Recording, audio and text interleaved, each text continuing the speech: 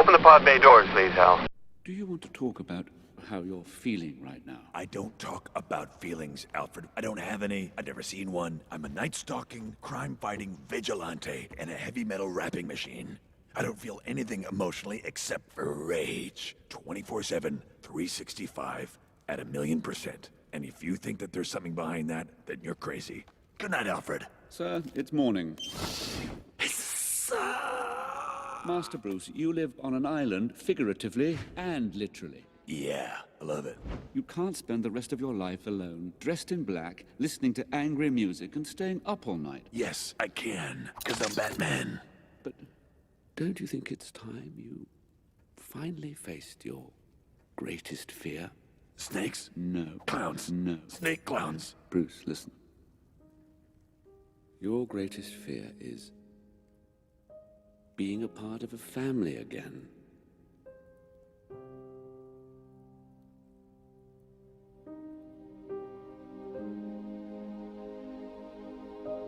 No, now it's snake clowns because you put that idea in my head. Sir. Time for push-ups. 1, 2. We're going to 1,000. I'm afraid that's not possible, sir. It is possible. I'm already at 20. You're scheduled to go to Jim Gordon's retirement party. What?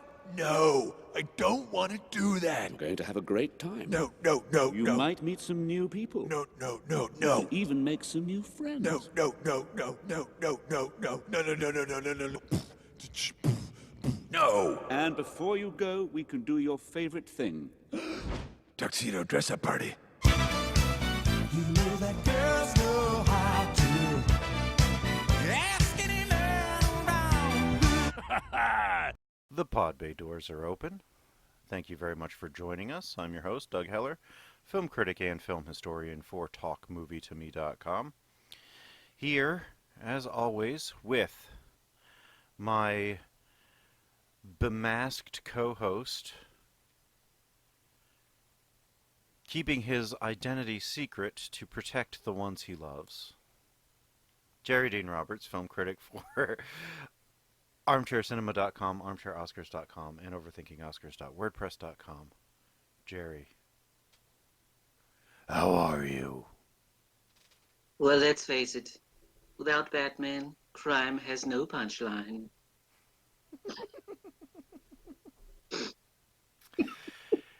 Today we are... That's a great line. That is. We are talking about my favorite comic book hero, celebrating the 80th anniversary of the first publication of the introduction of Batman.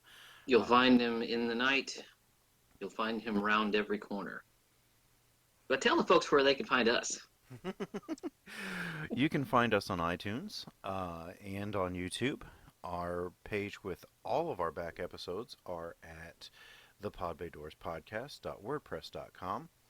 You can find us on Twitter at pod_bay, and you can help us out. Throw a tip into our virtual tip jar over at Patreon at the same handle, at pod_bay. So... yeah, we're talking about Batman today. Let's go back into the night. That's where Yes. I feel most comfortable. Honestly, 80 years. Yeah. For most people, he doesn't. For most people, I think the pop culture oeuvre of Batman really only goes back to the 60s. Yeah. Thanks to television. Right. It was that television show that did, well, I'm going to say it did so much for the character. It did so much to promote the character. Well, it did a lot for and against the character. If there hadn't been a revitalization, I would say irreparable damage. But I think since Frank Miller did bring him back, yeah, and he said, and I quote, "gave Batman his balls back." His quote. And with the Dark Knight Returns. Frank Miller has always been a colorful individual. To great effect. Yeah. I've always kind of figured that Marv from Sin City was his literary double. Yeah, pretty much. But I'm always fascinated. But And I wanted to ask you this right off the bat. Mhm. Now, there are hundreds and hundreds of comic book superheroes. Mhm. Why this one? For me, What is it? What is the singular element that keeps him at the top? well, there's no singular element. Personally, what's always drawn me to him is that he does not have superpowers. Right. Um, he survives on his intellect and his vast sums of money, Mhm.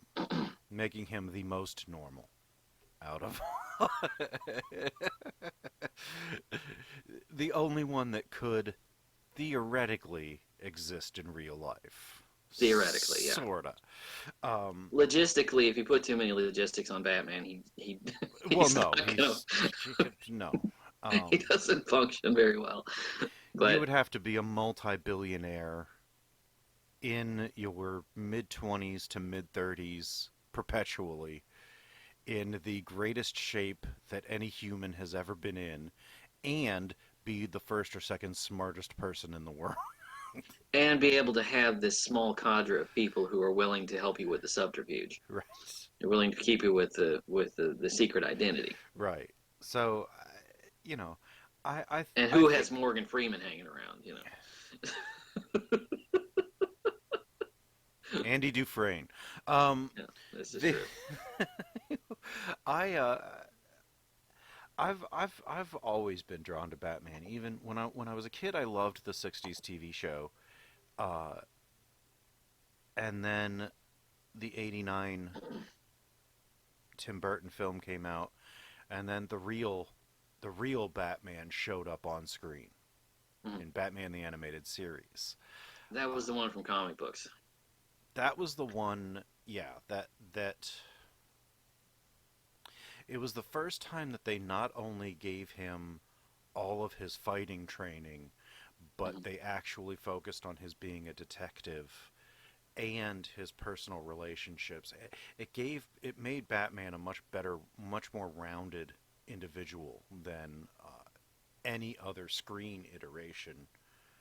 Well, let's Really go ever had. backwards a little. Well, let's go backwards a little bit because I think this character was basically created um, as sort of antithetical to Superman In a way, yeah, because it was Superman can do anything, right.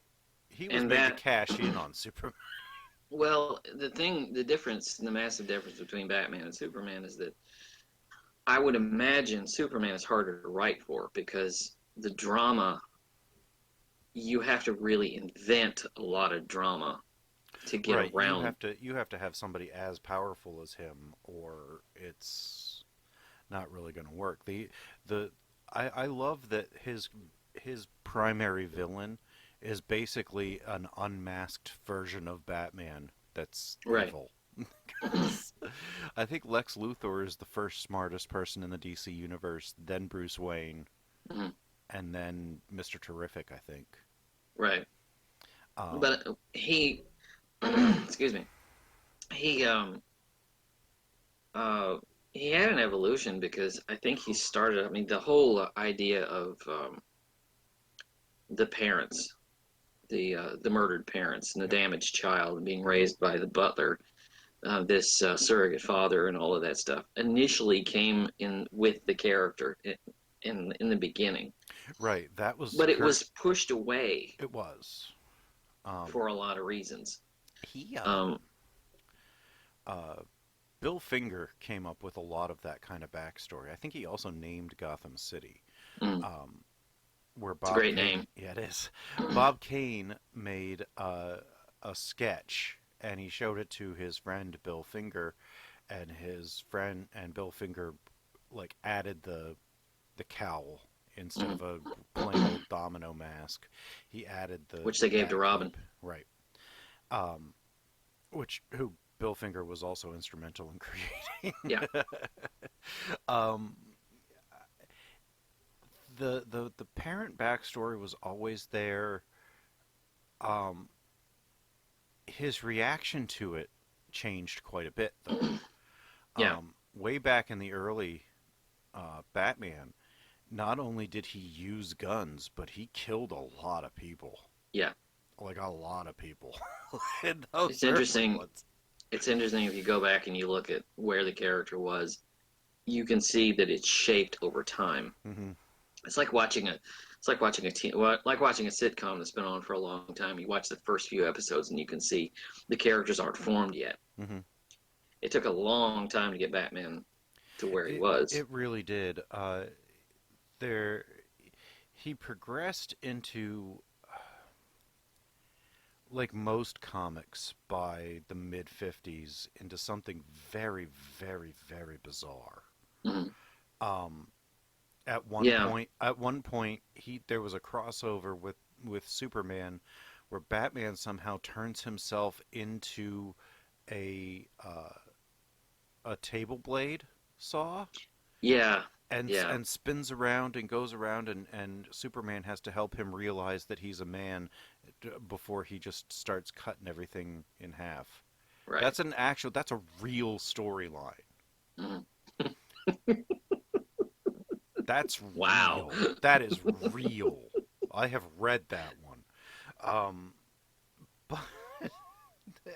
But then the Adam West thing happened, and then it got kooky. Before the Adam West thing, I want to talk. I can't. You're gonna make me talk about the serials, aren't you? I can't deal with the Batman story without dealing with this, because this is important for this reason. Now, he had 2 serials in the 40s. Did you get to see the second one? I did.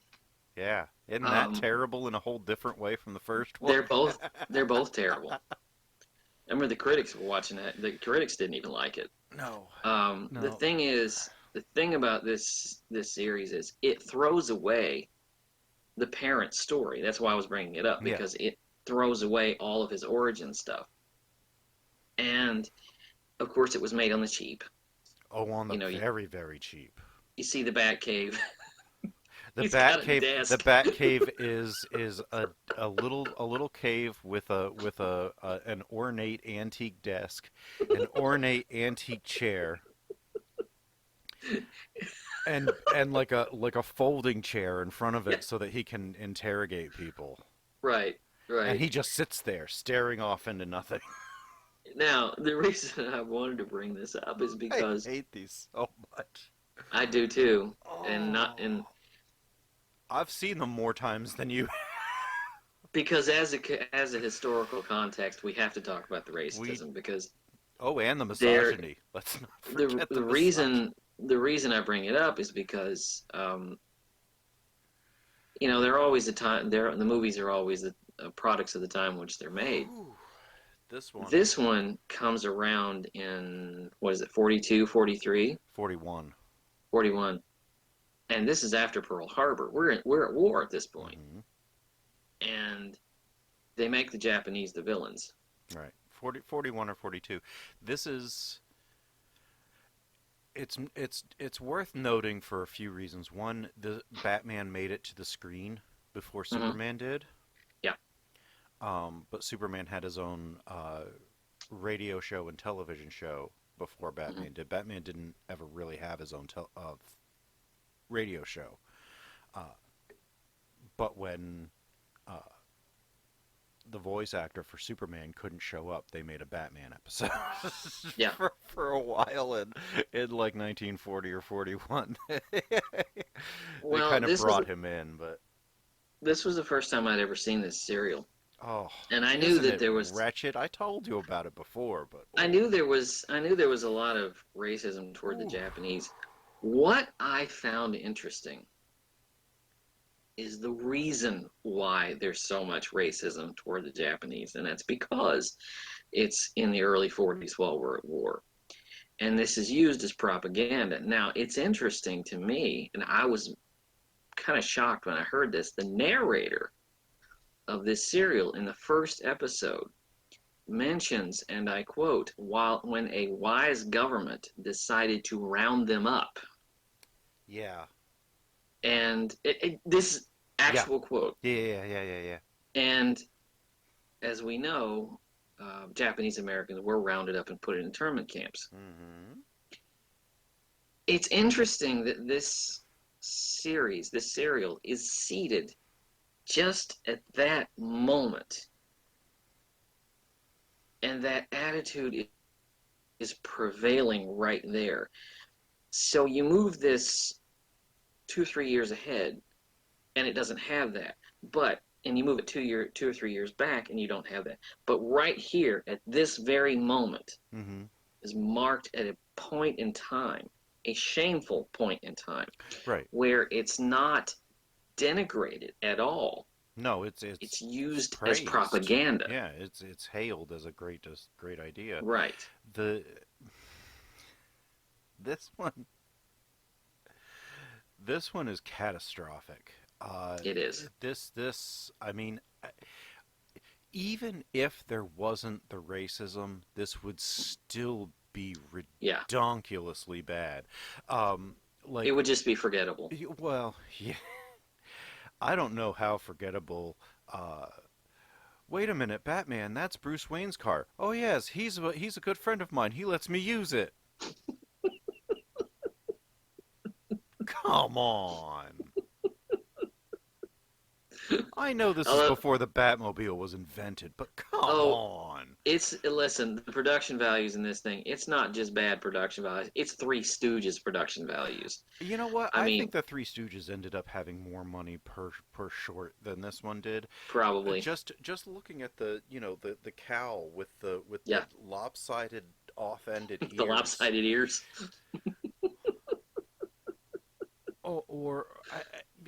And the story is just ridiculous, and it's even worse than will they get out of this trap? Tune in next time. Yeah, and it was like they're the trying next day. This Japanese doctor is trying to use mind control to turn people into living zombies. Yeah. And follow their orders, and it's just like you do, like as hey, you do, I mean, ordinary Tuesday. Yeah. But it's so bad. It's not even. I mean, if you watch other serials from the time, they're actually a lot better. Seriously. This is just like Flash Gordon was even better than this, and Flash Gordon had like 72 cents per episode. Or Commander Cody or something like that. Or, I mean, it's just so... Video Troopers or something? There was like... Yeah. It's just so bad. So bad. Both of them are. Well, yeah, then you get to 1949, and you don't have the racism to lean on, so what do you lean on? Misogyny! Well, we don't have the Japanese to hate anymore, so let's hate women. The second one is called Batman and Robin. The first one is called Batman. The second one is Batman and Robin. And somehow, despite the fact that it is not nearly as racist, it is somehow worse than the first one. Okay, I have an issue that I've got to bring up. Okay. And excuse me for being so modern. Got about 40, but let's go. The issue with Robin. Well, How old is Robin supposed to be? In the I'm comics, presuming. comics, 8 or 10. I'm presuming he's supposed to be about 14. Well, yeah, in the comics, he's about 8 or 10 typically. Mm-hmm. In this, I want to say 36. Okay. Because I by mean, the he's time supposed to be a teenager, obviously, but I think the actor was somewhere in his early to mid 30s when he did that. Because by the time you get to Chris O'Donnell, I mean, he looks like he looks like he just graduated from college. I don't even want to get started on Chris O'Donnell's Robin yet, because we devoted an entire episode to that last year in Turkey Month, and we'll get there. But oof. But his age seems to change. Well, radically. Here's the thing: and you can't actually depict an 8 to 10-year-old in mortal danger being placed there by a man in his mid-30s purposefully to fight crime. They don't want that there.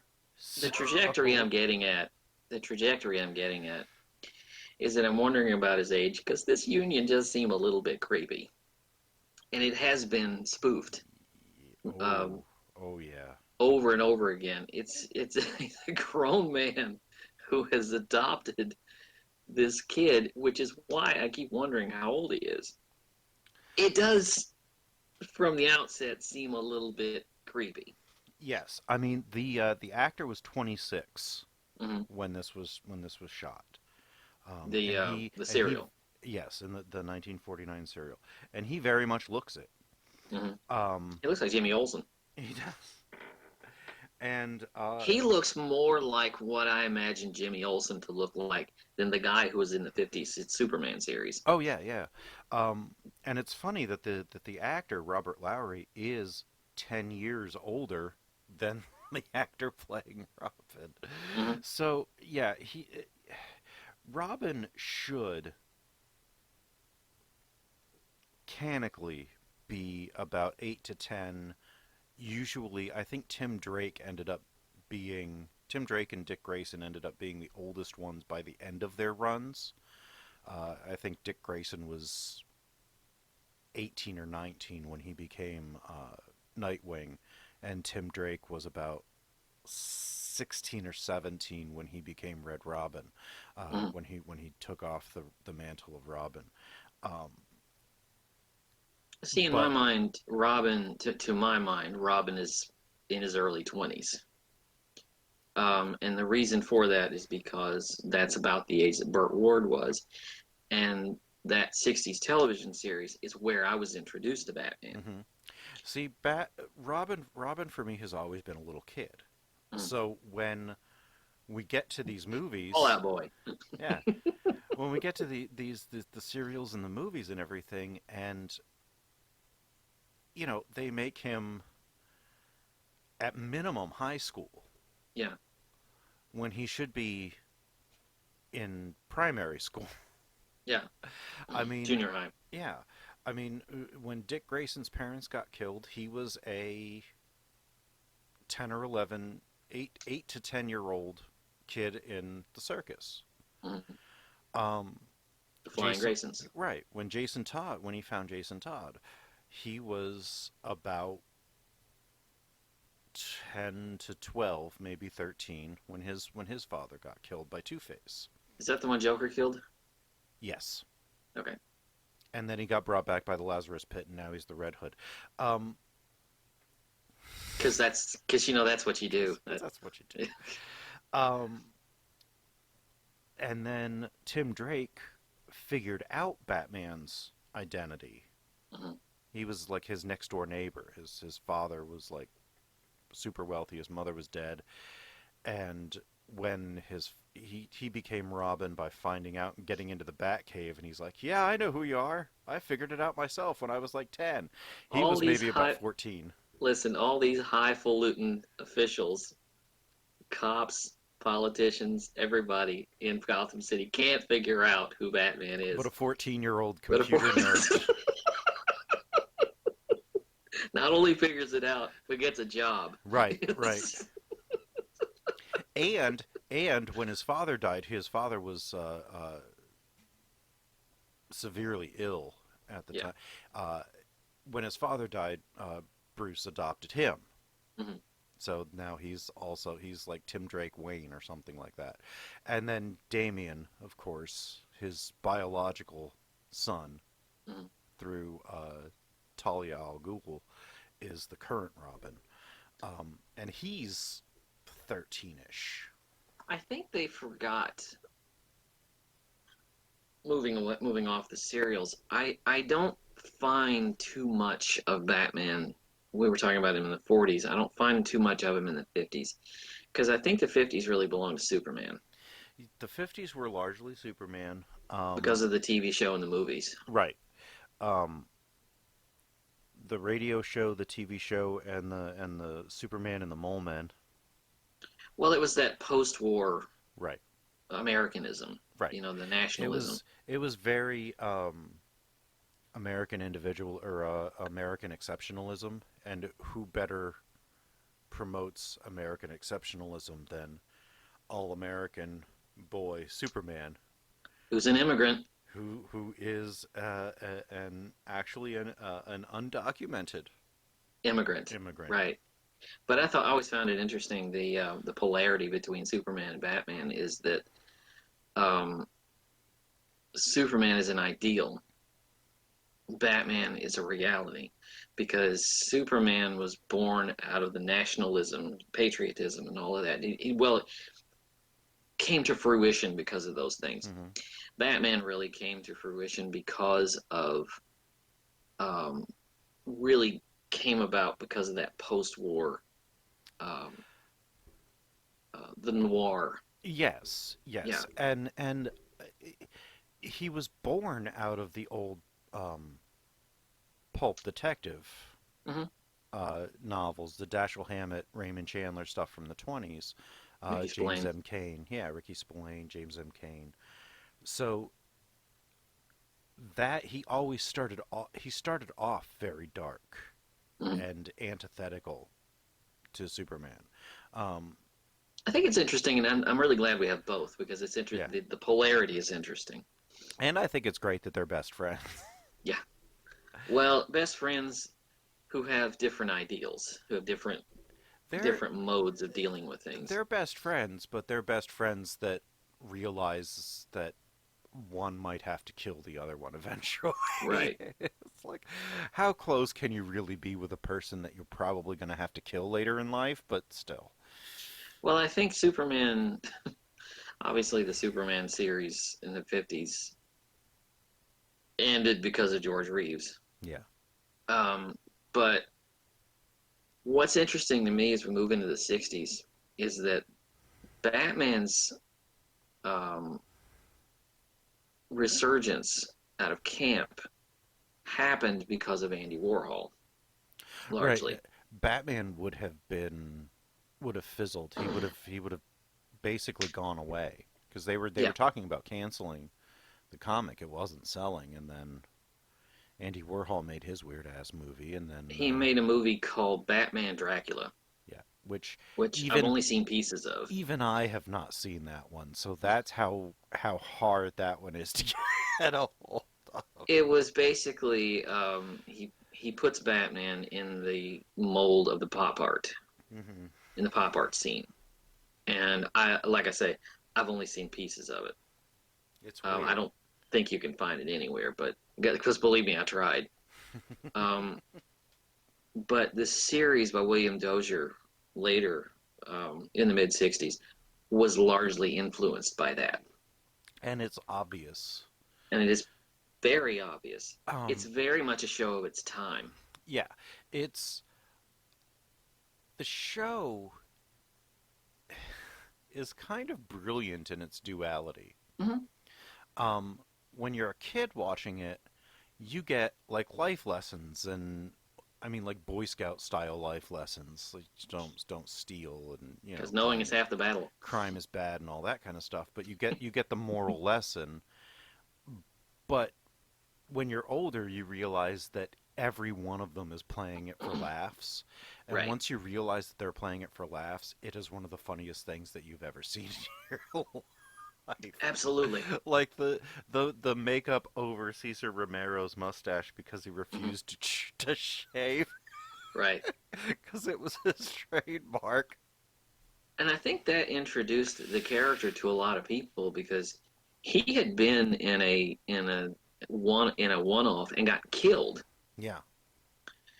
and they brought him back because he was so popular and Hmm. there was such a demand. They brought him back, and again the polarity. This is so fascinating. Here you have a superhero who is the darkest, deepest, most psychologically damaged superhero you can imagine, and his arch nemesis is this giggling, bouncing clown who is also psychologically Well, oh damaged. yeah. I mean, you know, I like to put a mask on why I love Batman, and everything I mentioned really is a reason.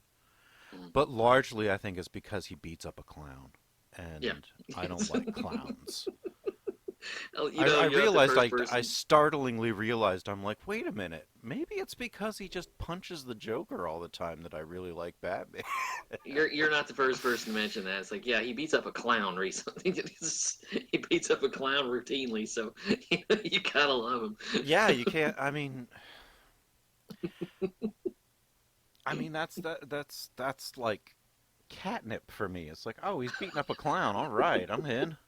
But Um, it's just interesting. But it is interesting, that polarity. It's like, you have this serious guy, but then you have this ridiculous character.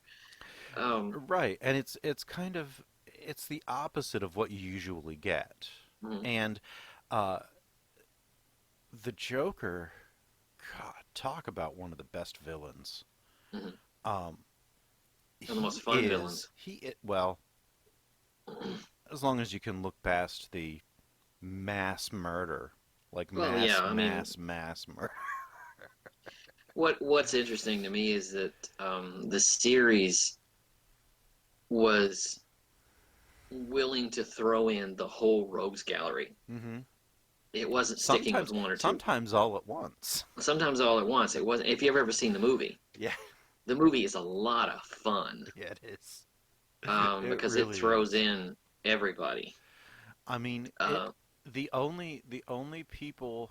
Oh no, I think it might. There's one villain from the 50s and 60s who fought with like a prism mhm. uh, somehow, and Batman, the way that he figured to beat him was to make monochromatic costumes in different colors Mhm. Mm, so that he could get through the prism I and believe and it. and fight the guy. So yeah, they didn't put him in, but they did. Oh, what was Vincent Price's character with the eggs? Egghead Egghead. Um, and and Roddy McDowell's Bookworm. yeah, Bookworm. There was King Tut. Yeah, There Victor was Buono. yeah. I mean, there was some, and And and I everybody, feel. every actor was trying to get on that show. Oh yeah, I feel the need to mention that they didn't invent villains for the show. Right. They pulled. These Um, were actual villains. yes, Clock King, Hmm. whom they actually brought into the Arrowverse Hmm. a couple of times. I think they fought him in Arrow and in Flash, Yeah. uh, which I both loved and got really mad at because they're basically stealing a Batman villain for Green Arrow, and Yeah. Green Arrow's been trying to be Batman for 7 years. Yeah, I was about to say that show.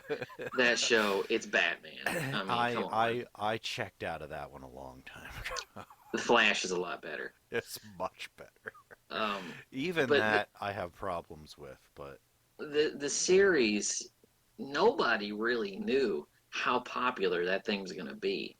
it was impossible to know. I mean, this thing had such a cultural impact that the next thing to really have that kind of a big shift on culture was Star Wars. Yeah. Like, that's how big this thing was. 10 years later. Yeah. And the funny thing is that it was massively huge, Mhm.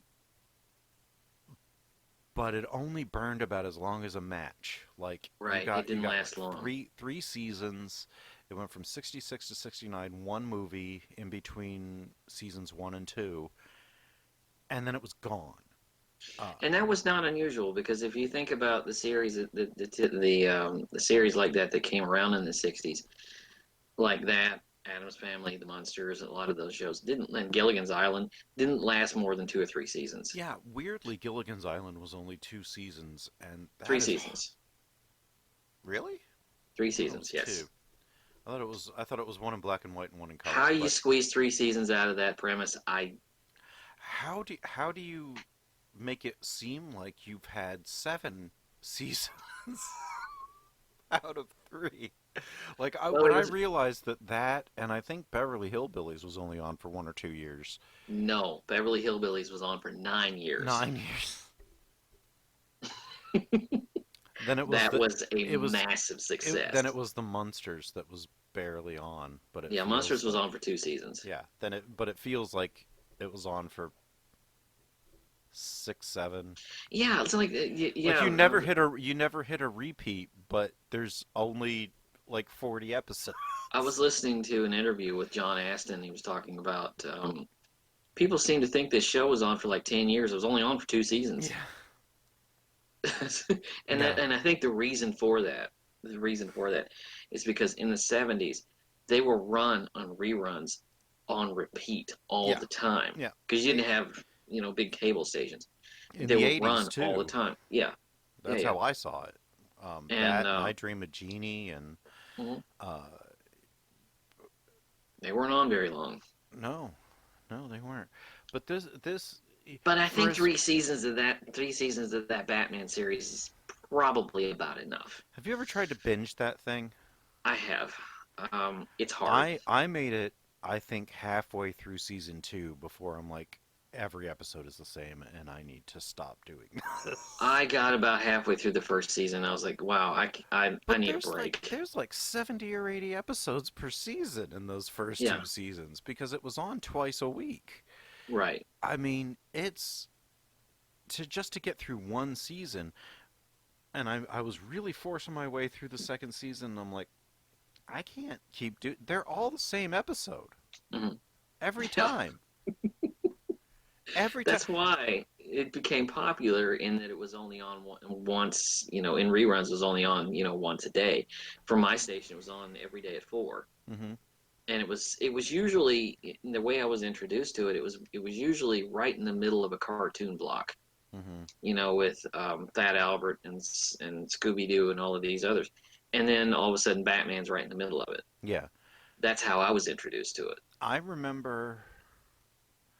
I think when I was introduced to it, they would do like the 2 episodes in a row. Hmm. So they would do the setup and the escape, the full storyline back to back And they would do every these day. silly things like I think somebody had put him under a giant magnifying glass. Listen,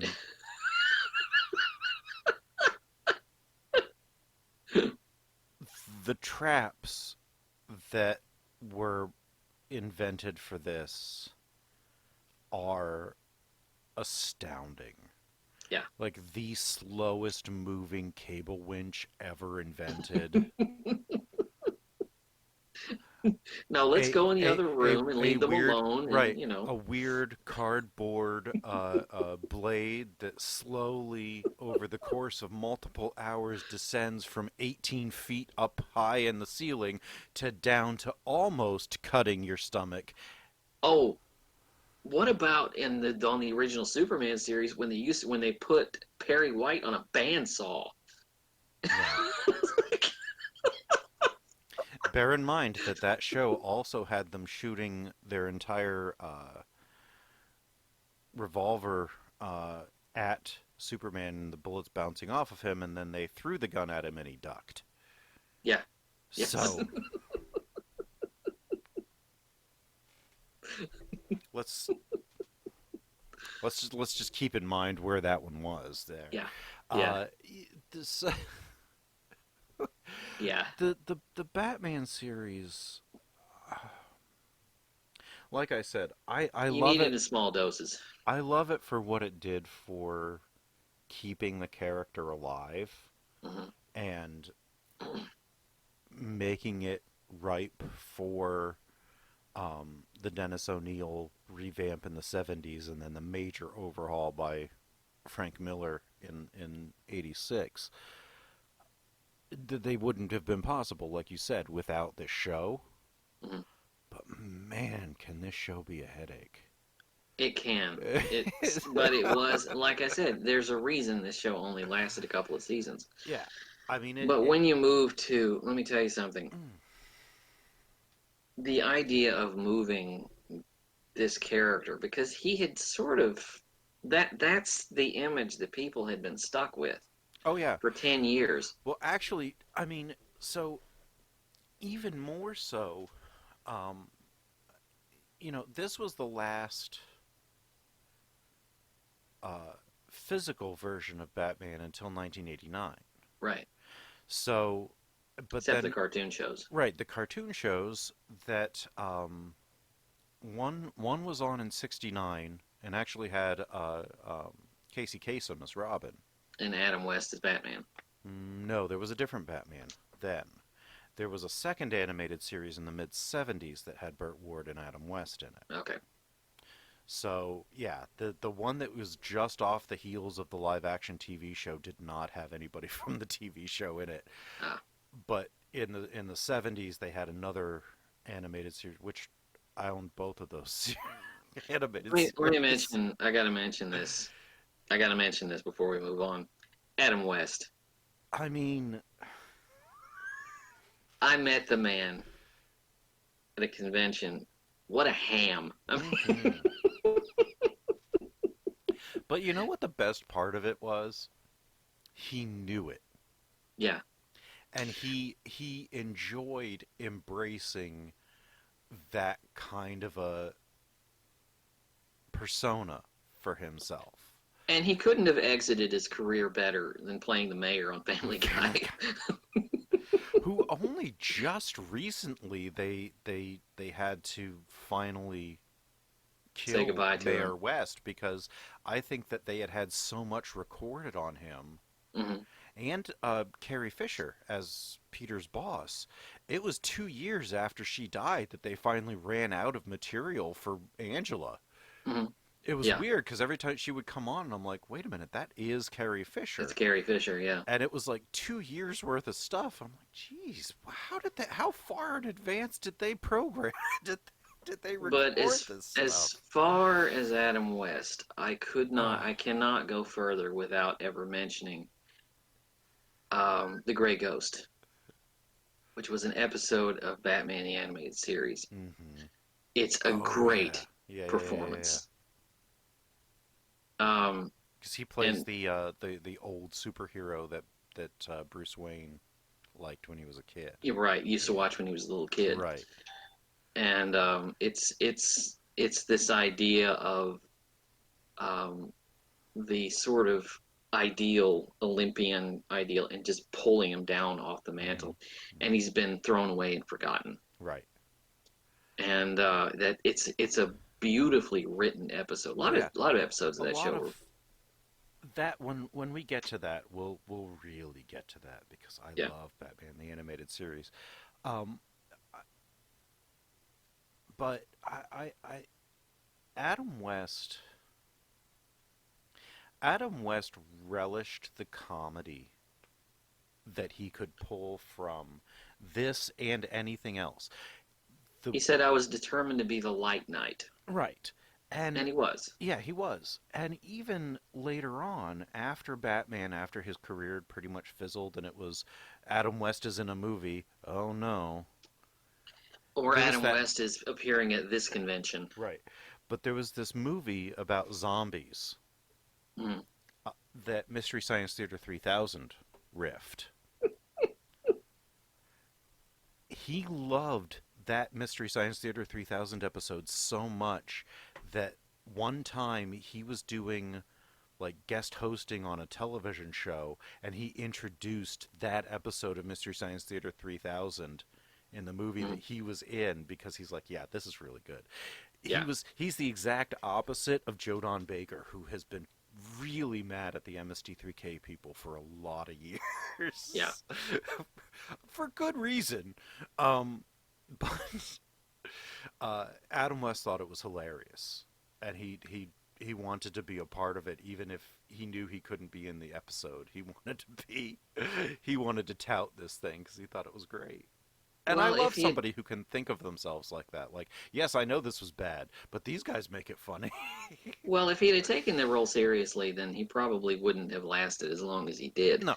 Because he was able to, I don't want to say reinvent himself, but he was able to ride that success. Mhm. And what's interesting is he was such a goofball that he managed, and this really says something about the writers of Family Guy. He managed to create a character without a single Batman reference. Yeah. Because they could have made him just one joke about Batman, and they didn't. They didn't. They made him one very sustainable, hilarious joke about him being completely incompetent. Right, or being And completely off his rocker, right. and and And it's so good. Do you know how he got onto Family Guy?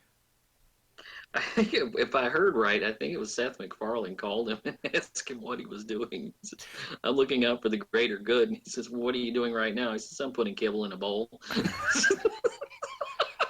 The story I heard was Adam West found Family Guy on television, watched a few episodes, called his agent, said, "Get me on this show. I need to be on this show. Hmm. I don't care what role I have.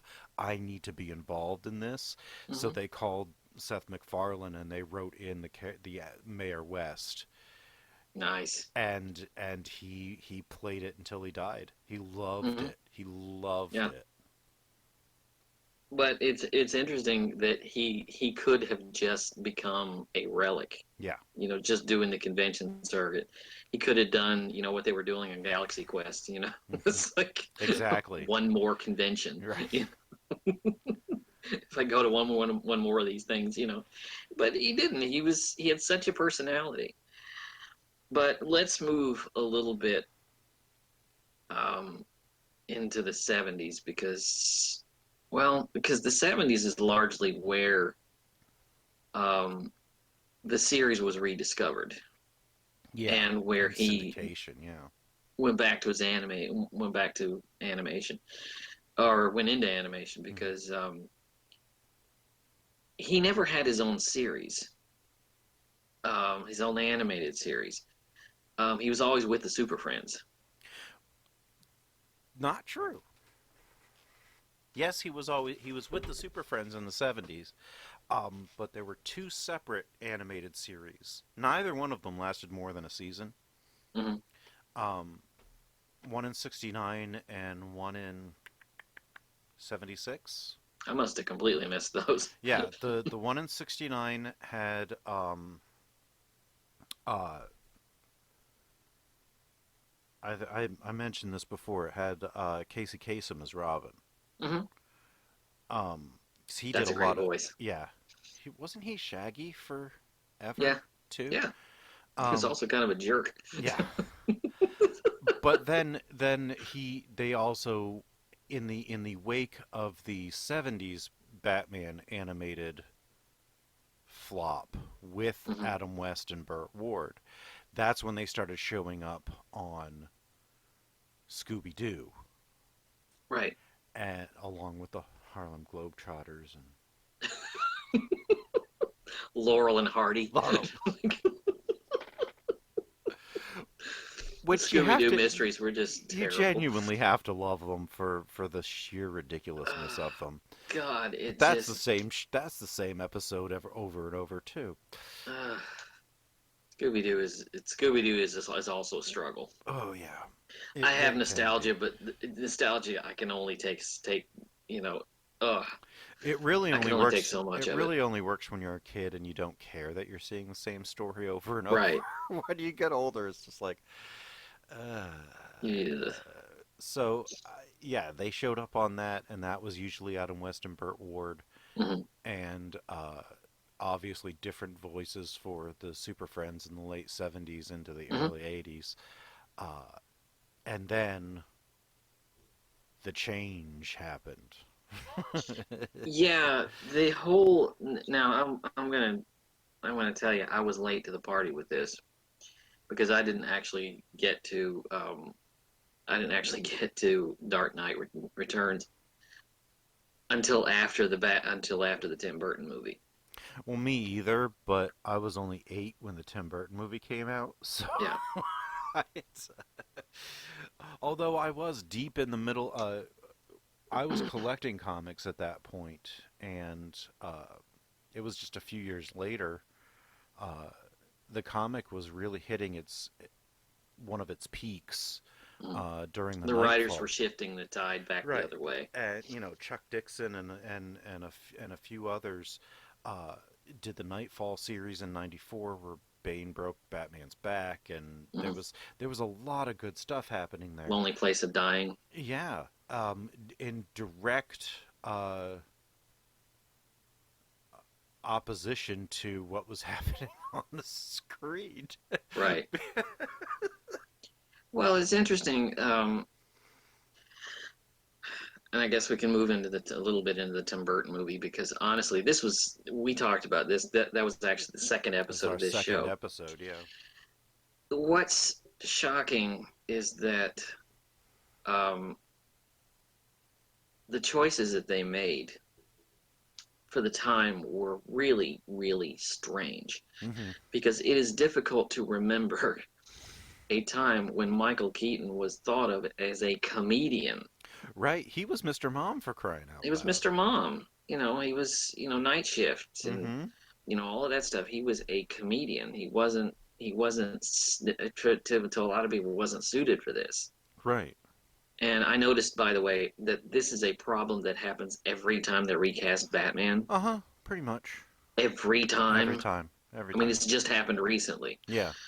But I think the general outlook on it was, Mr. Mom, really? And then they The, cast Jack Nicholson as Joker, and everything was okay. I think it's funny that everybody who's ever been cast as Batman, with the exception of the two serials, Hmm. ended up being very good in the role, whether what was around them was any good or not. Right. The two Batman in the Batman serials are just god awful. Yeah. I mean, they would have been fired from early soap operas. Um, They were contract players. They were, oh, very much you so. know, um, That never probably got their contracts renewed.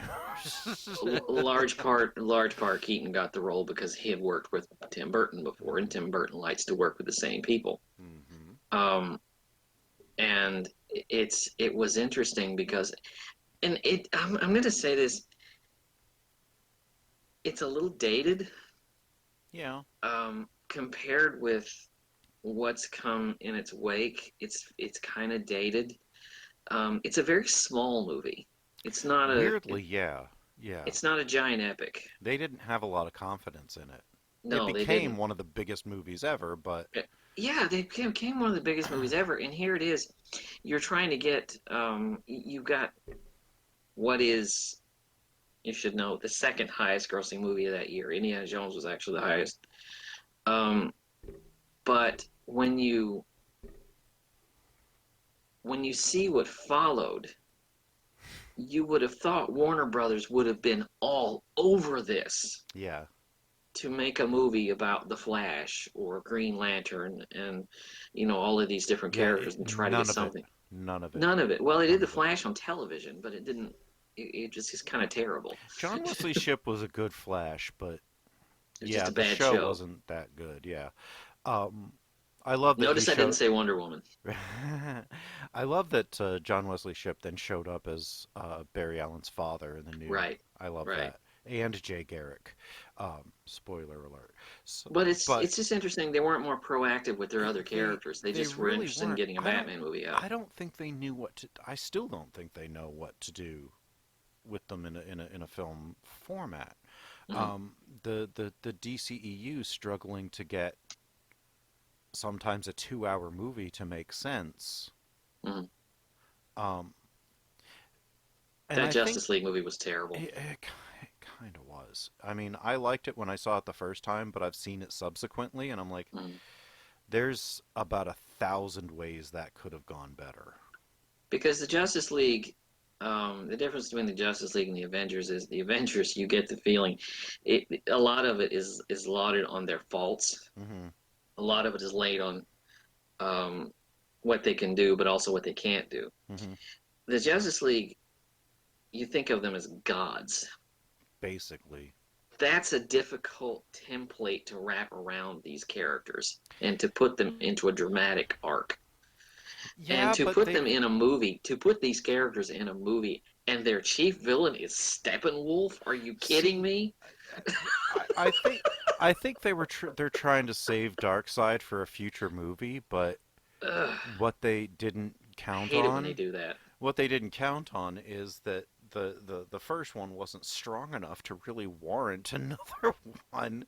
Uh, I admire them for continuing to go forward, and we'll get to the DCEU in a little bit because there's a heavy Batman presence in the DCEU. But they had no confidence in this Batman movie, this None Tim at Burton all. movie. And when it became a success, they were still nervous about it.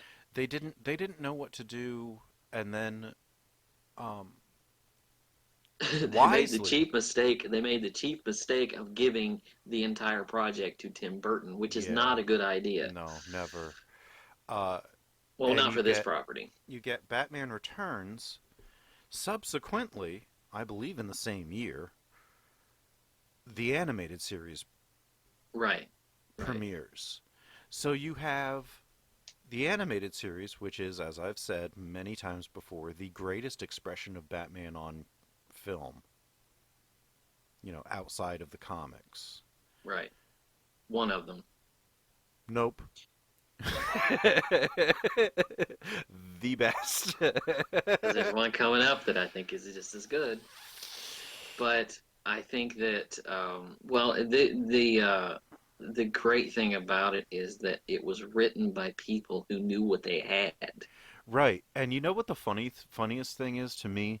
Um, the people who uh, wrote and created the Batman animated series are the same people that did the Ewoks Mhm. and the Droids And the Droid shows. series. Paul Dini and And Bruce Timm. Bruce Timm. Um, they were also those two were also involved in Tiny Toon Adventures and Animaniacs. And they took their ideas to the executives at Warner Brothers, and they said, "Hey, we'll be happy to write you the next live action." And they said, "No, just go write your cartoons. Right. And We'll handle the grown-up they stuff." they should have been the ones behind And everything from and that then they win a point. Peabody Award for that. Yeah. I mean, didn't they win They several Emmys? they won a lot of awards for Batman the Animated Series because it's amazing. It's There's amazing, and it's there's character driven, and it's not driven by just action. no, and it's driven by, like you said, personality and character. It's the first time that an actor ever made Bruce Wayne and Batman sound different. Mhm. Thank you, Kevin Kevin Conroy. Conroy. The real, in my mind, the only voice of Batman. When I Mhm. read the Batman comics, it's always in his voice. Right. And the inimitable Mark Hamill as the Mhm. Joker, the greatest Joker. Fight I me. went 3 episodes with Joker before I realized that was him. I think I went several years before I realized It it just was. changes the whole. Well, and I don't know if you've seen the documentary where he got the job, Yeah. and he walked into the studio and he sat down at the microphone, and it was the script. It had a note to pin to it, and it said, "Don't do Nicholson," and he didn't. No, he didn't. Um, And he makes that character different every time he's on screen. Right. Hamill, not enough is said about Mark Hamill's brilliance when it comes to specifically voice acting, Mhm. but I don't I think there is people- more now than there now was. there is, but especially in the wake of The Last Jedi, which I still Mhm. think should have earned him an Oscar nomination. Same here. Of course, I think he should have been nominated for Best Picture and Best Director too, but what can we do? We're not members of the Academy, sadly. Yeah, no, we're not. Although when we do our show at the end of the year about the best movies of the decade, Mhm. don't be surprised if The Last Jedi shows up on there on my list. Spoiler alert. Just don't be surprised. I haven't finalized my list yet, but I'm pretty sure that's going to be somewhere on there. Well, in the mid '90s, wasn't Mark Hamill kind of seen as a has-been? Yeah, yeah. Um, Despite the fact that his voice was everywhere, yeah, yeah. but nobody He's realized getting it. work. Nobody realized it. he was getting work. It was just nobody really noticed him. Right. But some of the choices he made, I mean, the Guyver, Hmm. Wing Commander. I mean, everybody's got a mortgage, right? I mean, Right. Everybody's got to pay somebody's the got to bills. pay the rent, you know. But it's fascinating to me that this and Batman Returns came out at the same time. Yeah, it One is. one is the epitome of actually understanding the character, and the other is the epitome in completely not getting anything of what was really happening at all with the Okay, I character. gotta ask you this though. Of these two films, what do you think of Michael Keaton's performance? Um, I like it. I've always said he's a better Bruce Wayne. He's a great Bruce Wayne. Um, so was He George gets lost Clooney. in he gets lost in the suit. Yeah, he because Michael Keaton is Michael Keaton, being in he's not an action person. Hmm. You know, he's an amazingly talented and gifted actor. Hmm. Um, but he's not an action star. And No. when he's in that costume, he has to be an action star, and that is not his strong suit.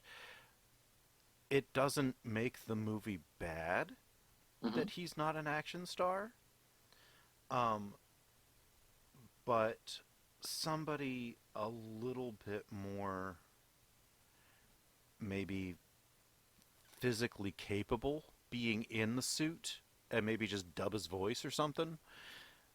But Well, you have to play both sides, you and do. I think he does play the domestic side of the character, the domestic side, which is the Bruce Wayne character. He does play that a lot better. And the funny thing is, he is the most relaxed thing about Batman Returns because Oh that movie yeah. is so freaking chaotic. And when you It's get to scenes of him at home, and he is so relaxed in the role, it almost makes you sorry that he didn't make it, that he wasn't in the third one. But given the direction they took it, yeah, kind of glad he wasn't. I've told this story before. He said that when Batman Forever came out, he said I went to the theater with my kids, and he said I was going to go see something else, and he said and I stuck my head in for. He said I stuck my head in the theater and took a look at. He said and I realized in about 10 seconds I'd made the right choice because Batman Forever. It's again a movie of its time. Jim Carrey was the biggest star in the world, and The that movie was built. I think that movie was built around him. Returns Forever and Batman and Robin are all Terrible. yes. I think that's the Um, word you're looking for. But in particular, Forever and Batman and Robin are. I feel when the last time I watched them, and I don't watch them very often. The last time I watched them, I could feel these 50 and 60-year-old executives sitting in a room having nostalgia about the TV show oh yeah. and saying, "We want that." And And when even I watched it, I kept thinking, "This is the TV show with a $200 million budget." hmm and I kind of feel bad for Joel Schumacher. I'm not his biggest fan. I think he's made Oh, I don't feel bad for him at all. I think he's made one good movie, but um and it's one that nobody even knows that he's done. It's called Which one? Tigerland with Colin Farrell, Tigerland. Tigerland was all right. It was good. That's the best movie I've ever seen Joel Schumacher direct. Um I did that doesn't make it a masterpiece. That just makes it his masterpiece. Every Joel Schumacher movie that I've ever seen, I always come away with the same reaction, which is, eh, Yeah. I mean, but I feel bad for eh. him on this one because he has come out and said the studio wanted to sell toys and they wouldn't let me make the movie that I wanted to with Batman and Robin. I don't buy it. Well, he I he don't buy has it. look, whether that's true or not, he has officially and often apologized for Batman and Robin.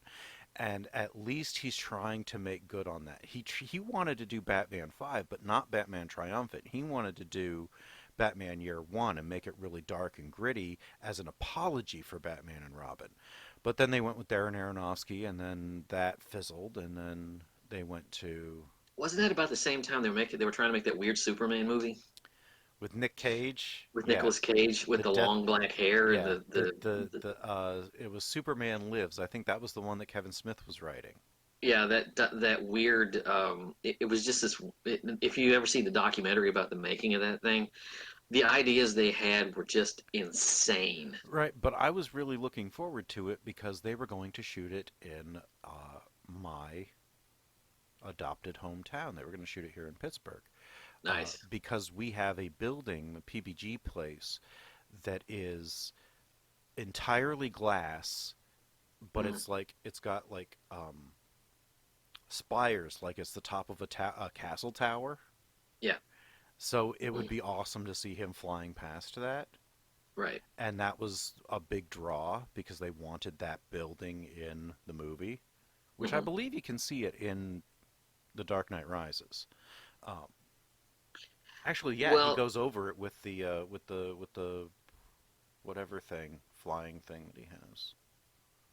well, here's the funny thing. While these movies are failing, and while they're diminishing returns and diminishing quality, underneath it is this television thing that is happening, that is playing on reruns. And from And it, one of the things that I love about that series is the fact that the writers are so interested in those characters. yeah, They're not interested in putting them into a clockwork plot. They're interested in their personalities. and they're interested in how their personalities dictate their actions.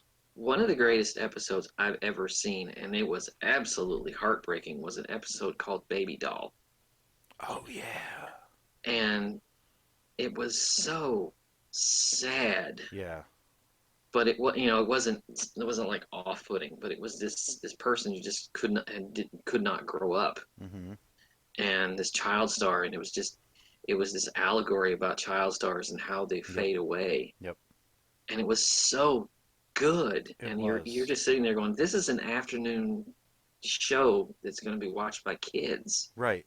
And there was another one that I personally love called Batman in My Basement, I believe was the title of it, which they later remade as Iron Man 3.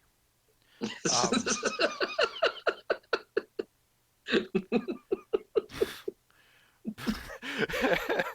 And not as good. But I'm gonna say that I cannot move away from this well, series. we have to talk about, if we're talking about the 90s, we have to talk about Mask of the Phantasm. But Oh we've my also, God. I also would like to, I also in this have to make mention of the man who killed Batman. Oh, that was such a great episode. I think that might be my favorite. Oh, That and Almost Got Him are my favorites because they're just. oh, the almost got him one when they're talking about how their failed attempts and how close they got to getting Batman. They're It's sitting almost around sort of a Rashomon style, right, you know. but it's around like a diner table like the old comedians used to sit around in New York City at the delis going over their bits and having all this fun just hanging out with each other. That's what it feels like.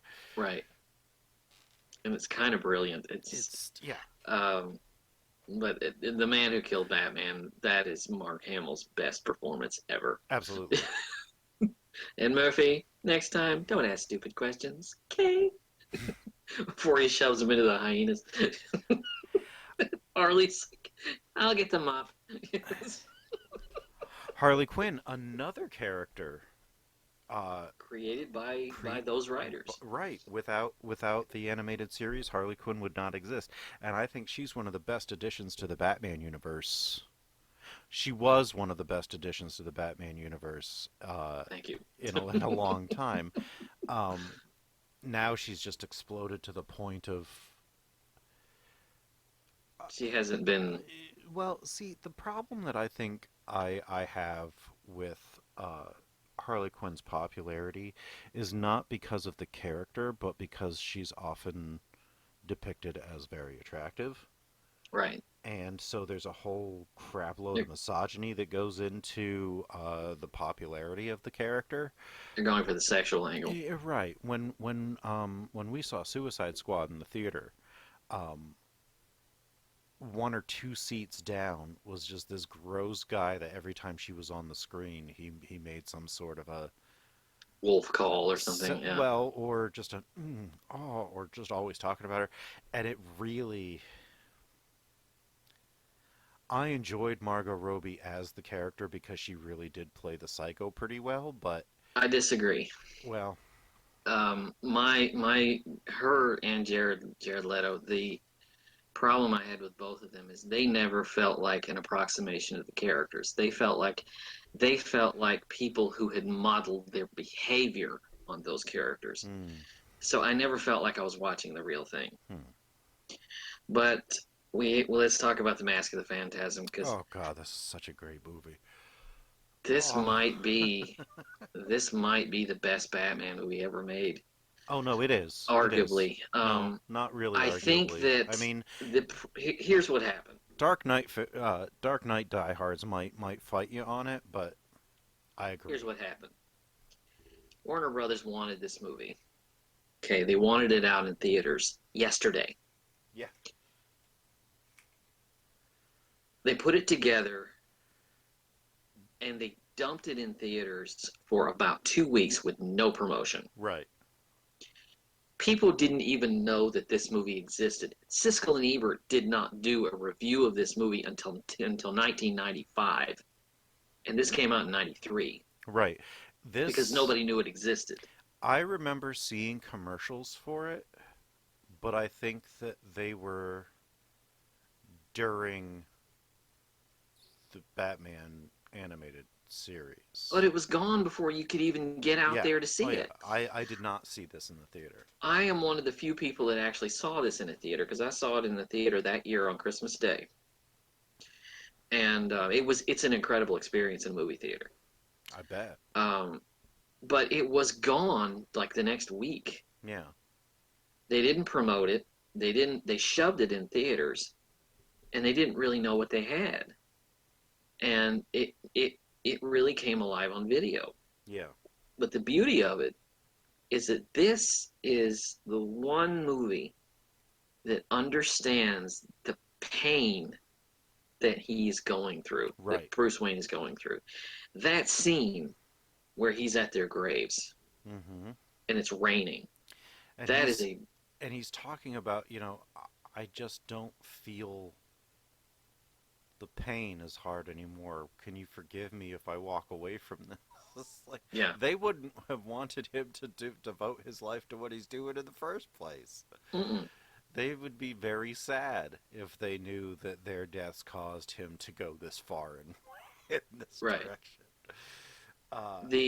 But it gives him something he's never had, which is a great love story, Mm-hmm. because he has this this attraction to this woman who leaves him. There is a wonderful shot where she sends him a Dear John letter, and he's reading it. And as he understands what it's about, the camera pulls back, and we see the bats flying out of the cave. Mm-hmm. And it's like it's brilliant. I can't imagine, how, because I'm looking at the freedom that these writers had. Mm-hmm. The one thing in the movie that doesn't work, they shoehorn in the Joker, and you can tell he wasn't ever intended to be in this movie. Because he kind of comes into the plot sideways. He does. I like that the way that they work him in is that this phantasm is killing these old organized crime partners, and It's being blamed on Batman.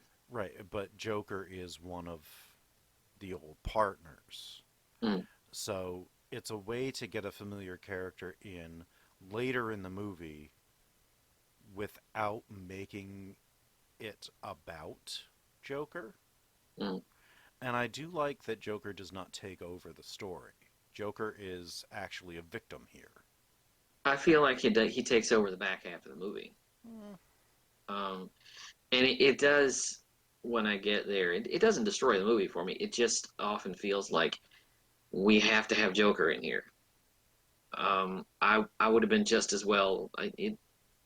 I sound like I'm complaining, but I love this movie so much. Um, there's no there's never been a Batman movie that gets this deep into the psychology of No, why he has to do this. no. And Not even the one with the psychologist. right, jeez. But it's interesting that um, if they would have made a live action movie like this, I mean, can you imagine? No. Can you Uh, only imagine? it would have been magnificent. It would have been magnificent. Um, Because it's just the fact that this comes out and it's got such a deep, rich, beautiful story, telling his origin story, mhm. and really letting the character breathe and letting the character. And it's not all, those theatrics. I hate it when they do this. Why do Batman movies always feel they have to have the scene in the alley? They always feel that they've got to have, that's always got to be their jumping off point. Fine, that's great. But they emphasize it, and then it seems like that's the only part of Bruce Wayne that made him Batman. There's a lot more to it than Yeah, that. yeah, there is, and um, that's where I kind of like the show Gotham. Um, I fell out of that. I'll now that it's ended, I'll probably try to go back and watch all of it. Um, Gotham was a miscalculation. I I look at it like it's part of the multiverse, and that Mm. it's not, you know, the origin of the Batman that everybody knows, but an origin of a Batman on a Earth. Well, when I started watching it, the first thing I thought was, okay, he's about 10 years old. This show is going to have to be on for about 10 years for this to get interesting, because the collection of villains, you're left with the origin of these villains without Batman, and they kept shoving the rogues gallery of villains into the series so thick and fast that you really couldn't catch up, and it felt like a desperation. Right. I fell out of it somewhere in the middle of, I want to say season 2 or 3, when Mhm. they had the guy that was taking over the city and had the proto Joker and all that kind of stuff. I fell out of it right around mid season in there. Um, I lost it when Fish went underground. see, season 1, I regret that Jada Pinkett Smith was like, well, I did my one season, Yeah. because she was kind of the lifeblood of that show.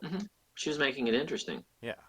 Um, but I like that it goes into Bruce's personality Yeah. and what how he forms his ultimately cold, dispassionate mask. The larger problem I have is I just never found the characters all that interesting. Hmm. I just never found those characters. I just there was something about it.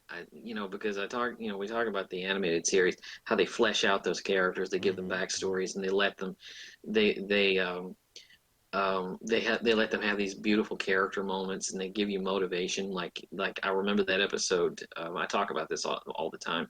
There's an episode of the animated series where Penguin gets out of prison, Oh, and he and he's tries to be expecting. a society guy. Yeah, that one's Right, brilliant. because they That do one's this brilliant wonderful. Yeah, shot where yeah, he yeah. gets out of prison and he's waiting. He's waiting for his limousine, and he's just standing there on the other side of the road, this dumb look on his face, and all of a sudden the prison bus pulls up. Yeah. it's just kind of brilliant. It's like that kind of motivation is Mm. what I found missing from Gotham. I'll buy that. I mean, it's not a great show, and I don't want to say that I think that it is, but I liked it for what I saw of it. I sense you talking about Gotham like I try to talk about Phantom Menace.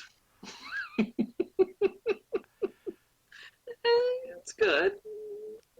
It's good. It's well, I mean, for what it is, Gotham is at least entertaining. It just got repetitive, Yeah.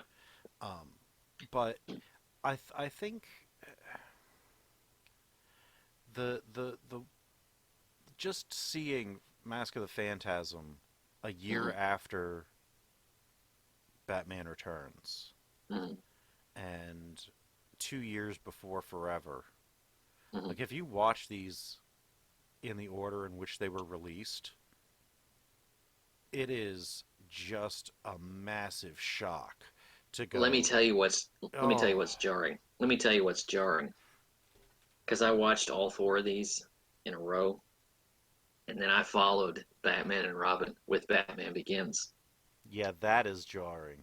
I've done that. Talk about talk about landing on another planet. Because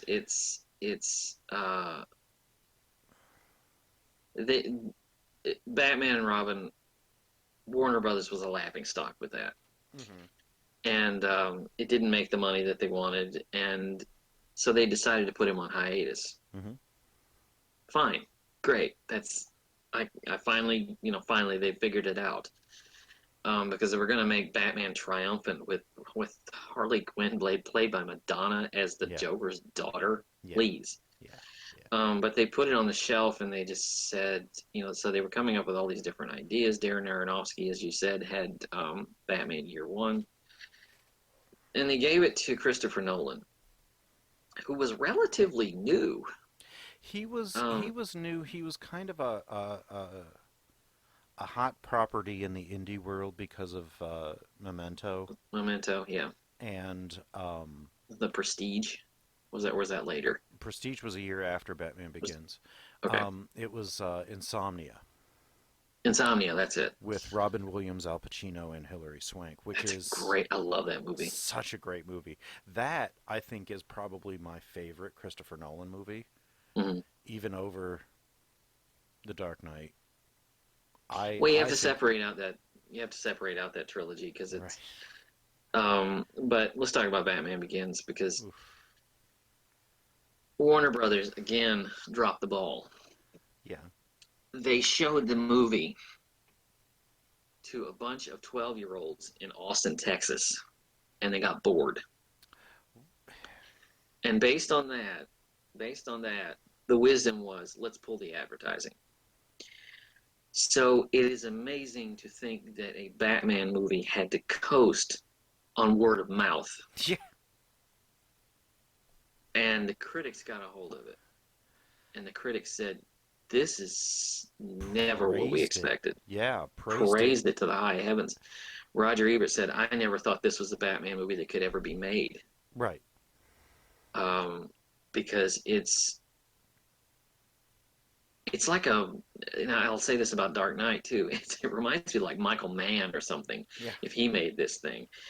But it deals with if Phantasm dealt with why he has to do this, this one deals with how he gets there. Yeah. Going to the Which is Himalayas and things like not that. something that you ever see in the movies. And Um, it allows him to make a mistake right. because Joe Chill kills his parents, and he's the guy is on trial.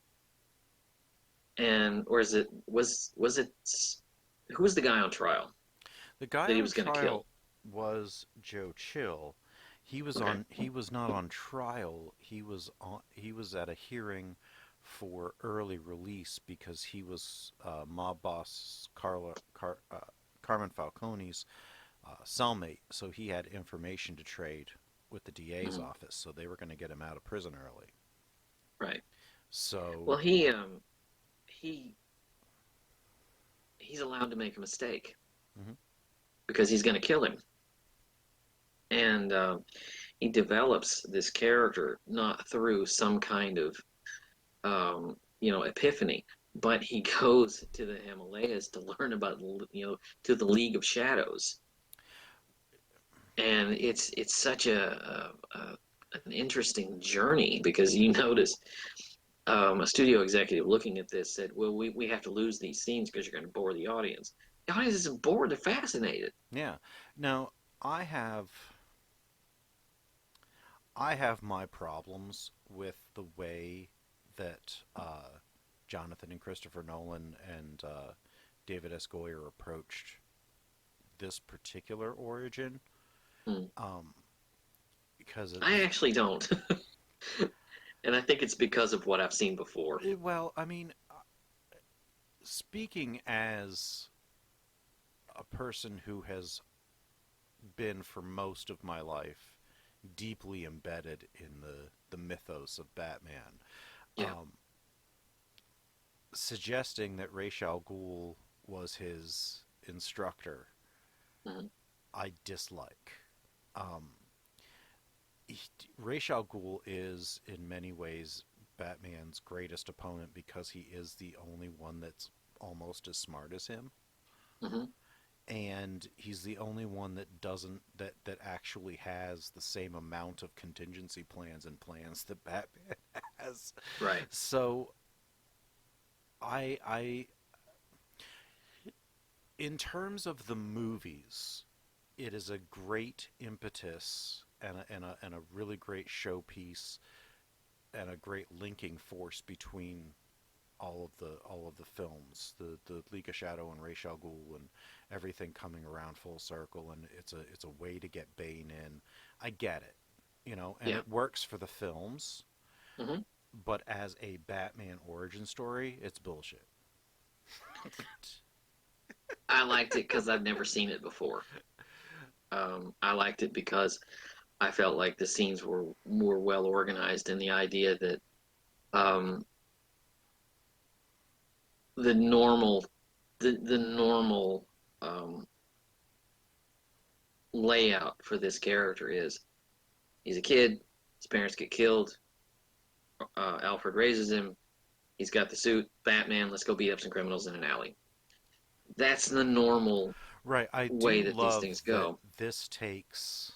It'll take the time to do this. Right, it's like 2.5 hour long movie, and Batman doesn't show up. He doesn't show up in costume for like an hour. This one reminded me a lot of the first Superman movie, where Yeah. you didn't see Christopher Reeve for the first hour. Hmm. 45 minutes of the movie, and finally we get the character. It'll take the time to build the character as a character. Hmm. This is not a movie. This is never, and I'll say this about the second one as well. This is never a movie that is out to give you what you want. No, it's out to give you what you deserve. Right. Um, and moving past Batman Begins, which has some really great uh, Well, inclusions of year one. I gotta talk. I gotta Yeah, talk about yeah. one thing. I do have to talk about one thing. Is that you actually do feel like he's new at this, Hmm. um, and you feel like the philosophy of how he does his job is really the philosophy of how he's doing how he does this is really settling in, Hmm. and it finally comes to a head at the end when he says to Liam Neeson, "I'm not going to kill you, but I But I don't don't have to have to save you." save you. Yeah. That is brilliant. Yeah. I mean, I love this, and I love how Nolan really does incorporate year one Mhm. in bits and pieces without taking the whole story. Yeah, without it feeling like he's adapting it. Right. Um, He's but telling his own story. the whole thing with the bats in Arkham Asylum when he Hmm. uses that thing to calls them and he drops down, that's in year one. Is it? Yeah, yeah. Um, and actually, the police officer fight that he has in The Dark Knight, when he fights the SWAT team, that's also in Batman Year One. Well, I'm going to ask you also, and by the way, this is also something very interesting. This is a movie very much about Batman, Mhm. because the Batman movies have always leaned on the villains. Mhm.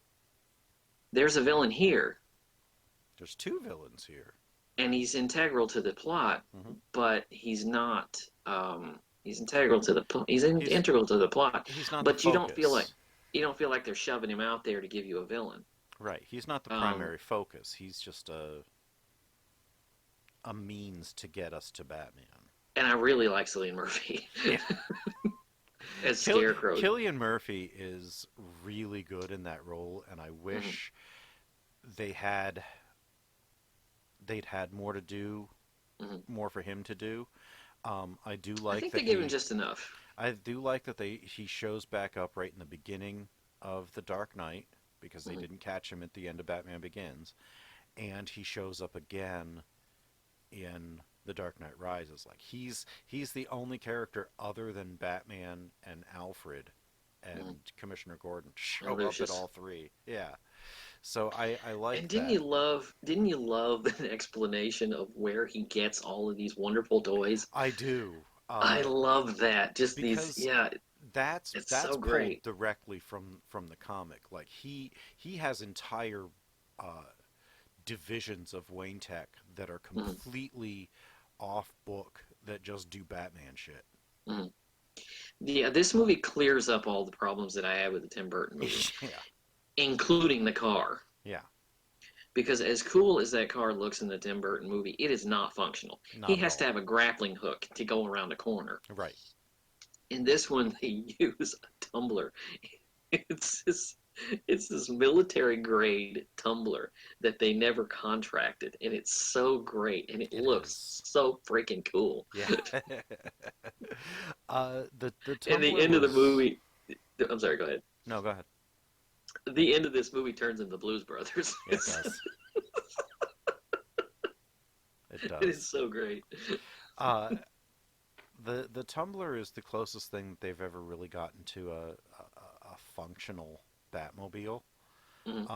Which is Realistic Batmobile. Yeah, I mean, the ones in the comics appear to be more functional than the ones in the Burton Schumacher Yeah. pictures. But this one actually looks like it's drivable. Yeah. And Oh, the one in the Schumacher, it drives up walls. Come on. I mean, well, yeah, I mean, I equated and the what Schumacher about films what about the one that Clooney has to drive with the blue fluorescence and the one seat? And I equated the Schumacher films to sticking your head inside of a working pinball machine, because it's it literally, and then like I say, I think you I go get the from same level of headache that I would doing that. yeah, you go from that to Batman Begins, where you actually, for the first time, actually physically feel like you're in a real city. Mm-hmm. You know, it doesn't feel like the Tim Burton movie, which feels like a couple of blocks in a gas works.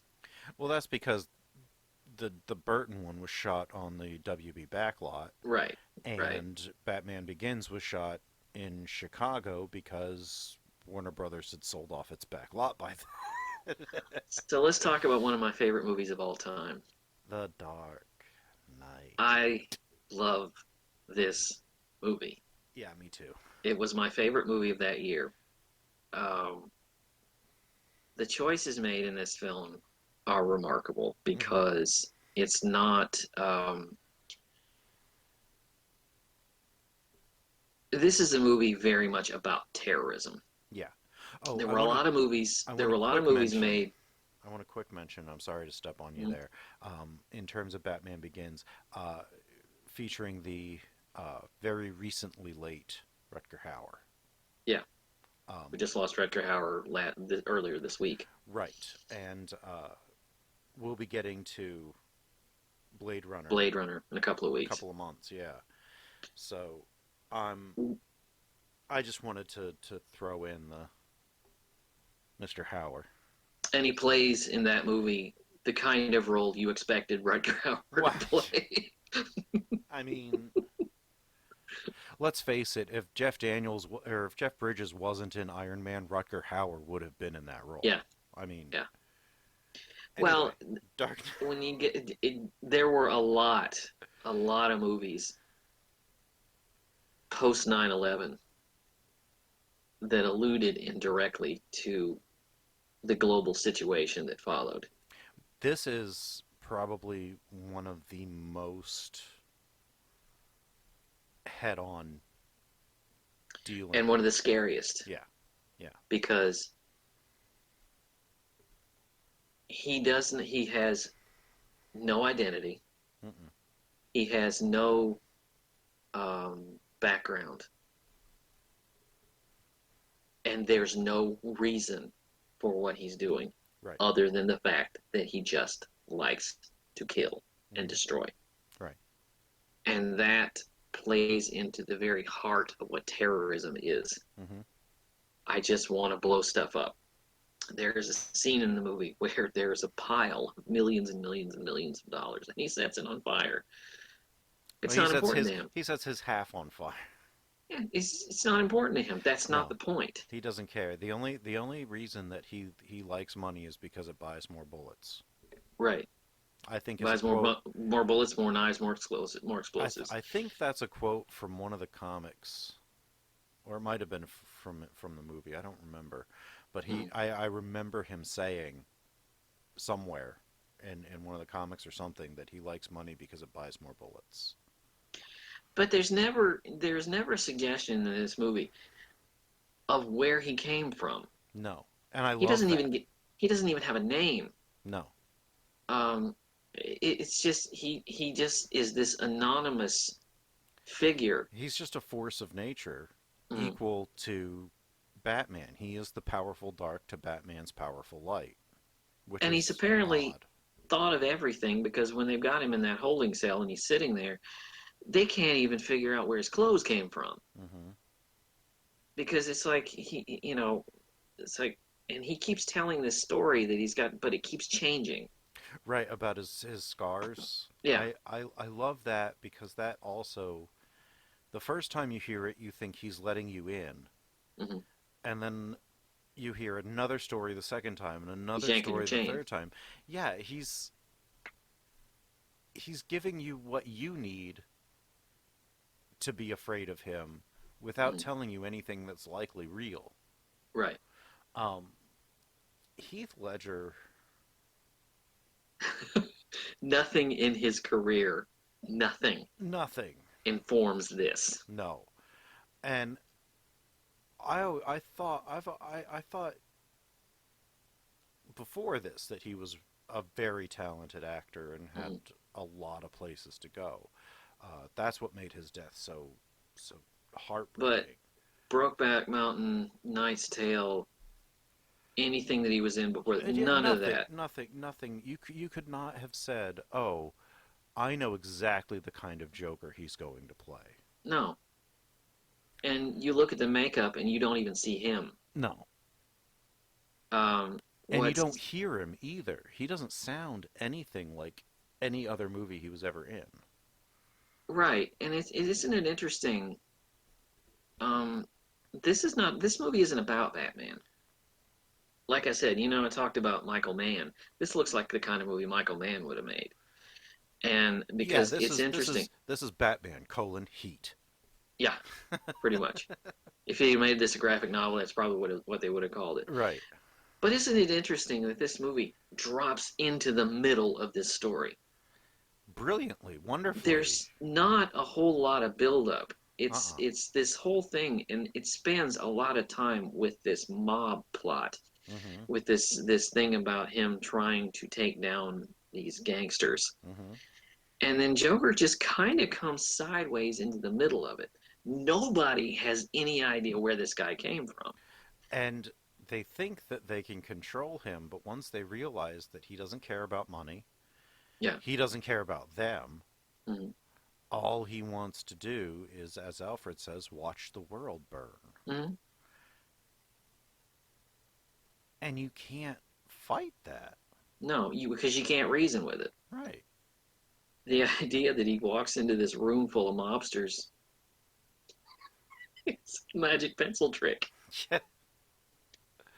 The magic pencil trick. He said, Yeah.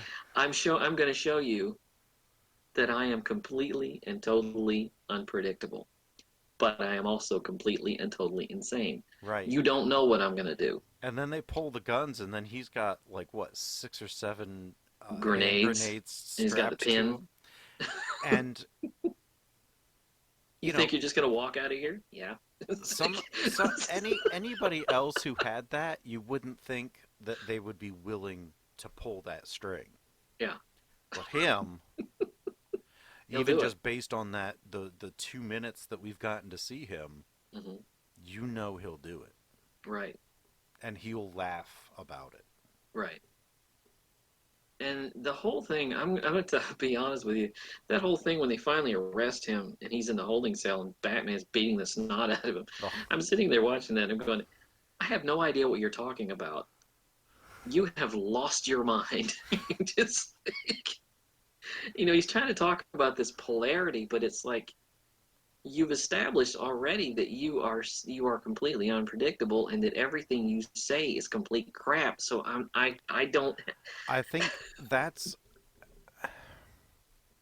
he's using all of that to. He is the guy on the psych ward Mm.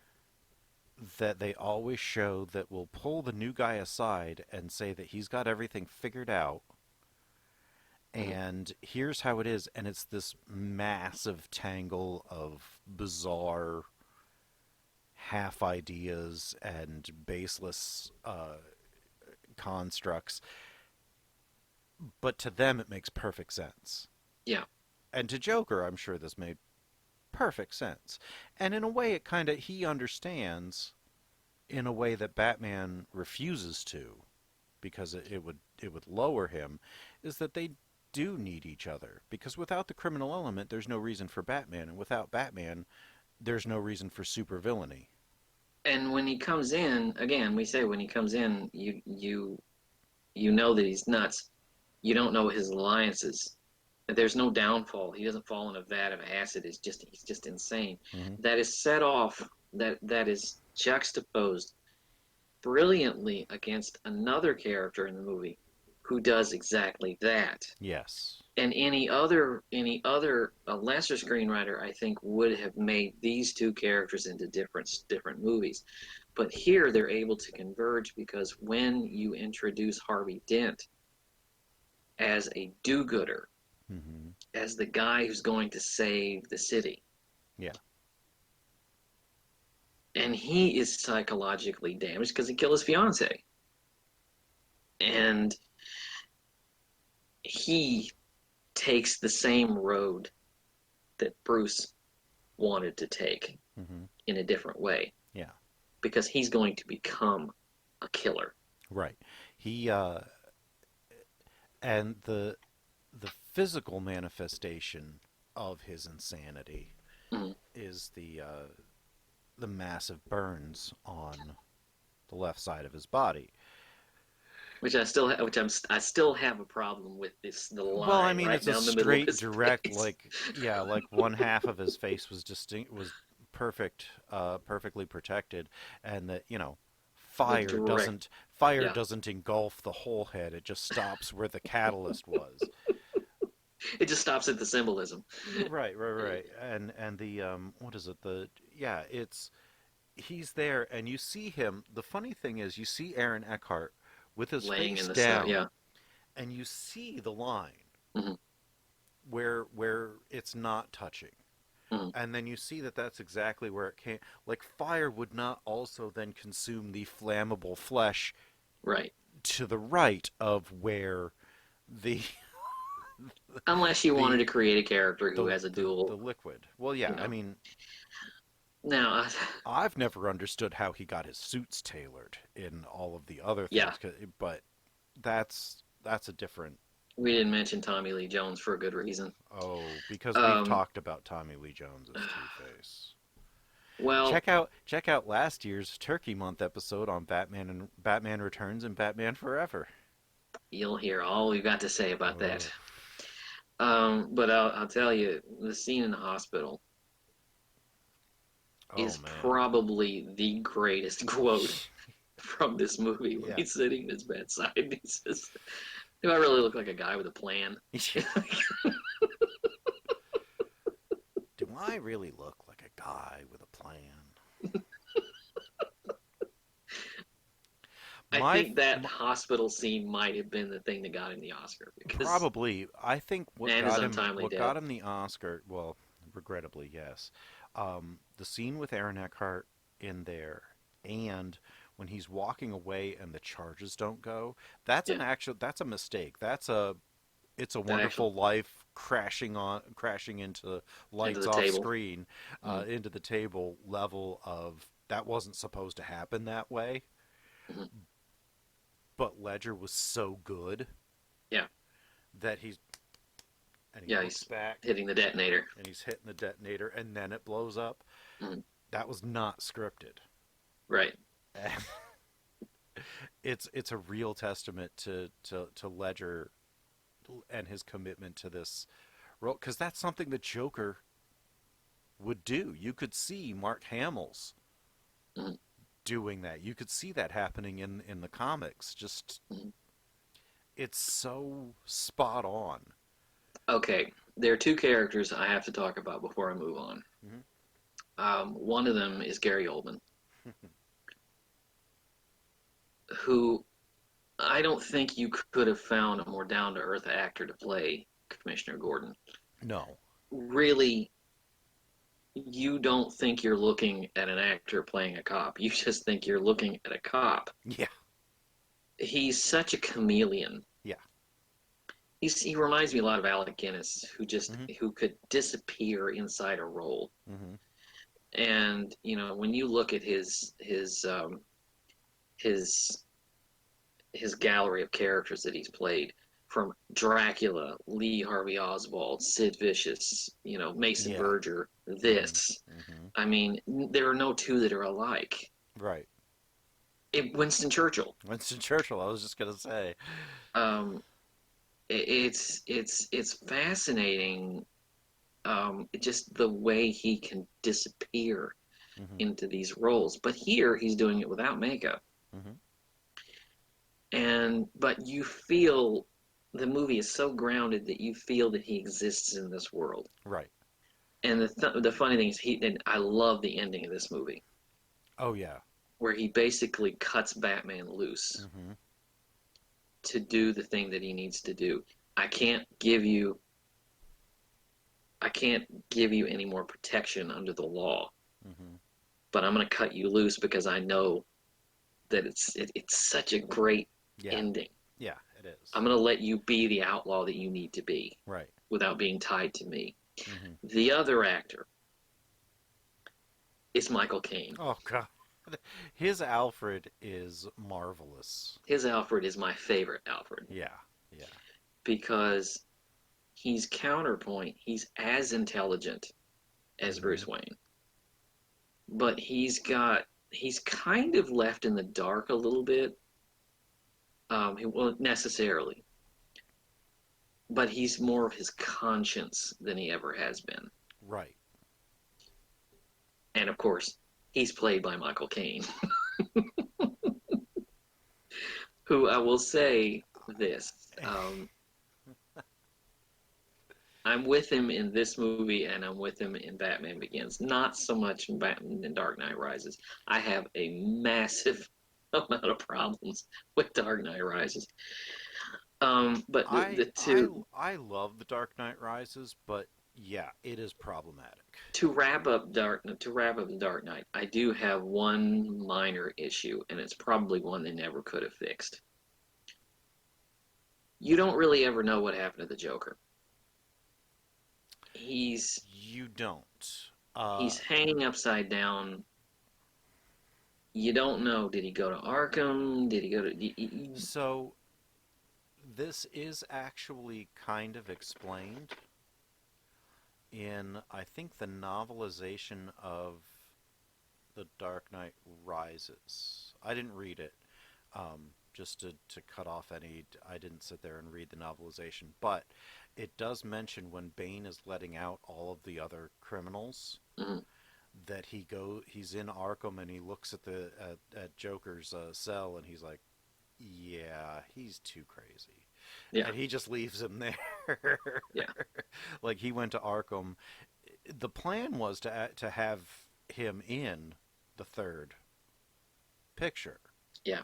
But Well, obviously that wasn't possible. right, because he passed before the movie came out.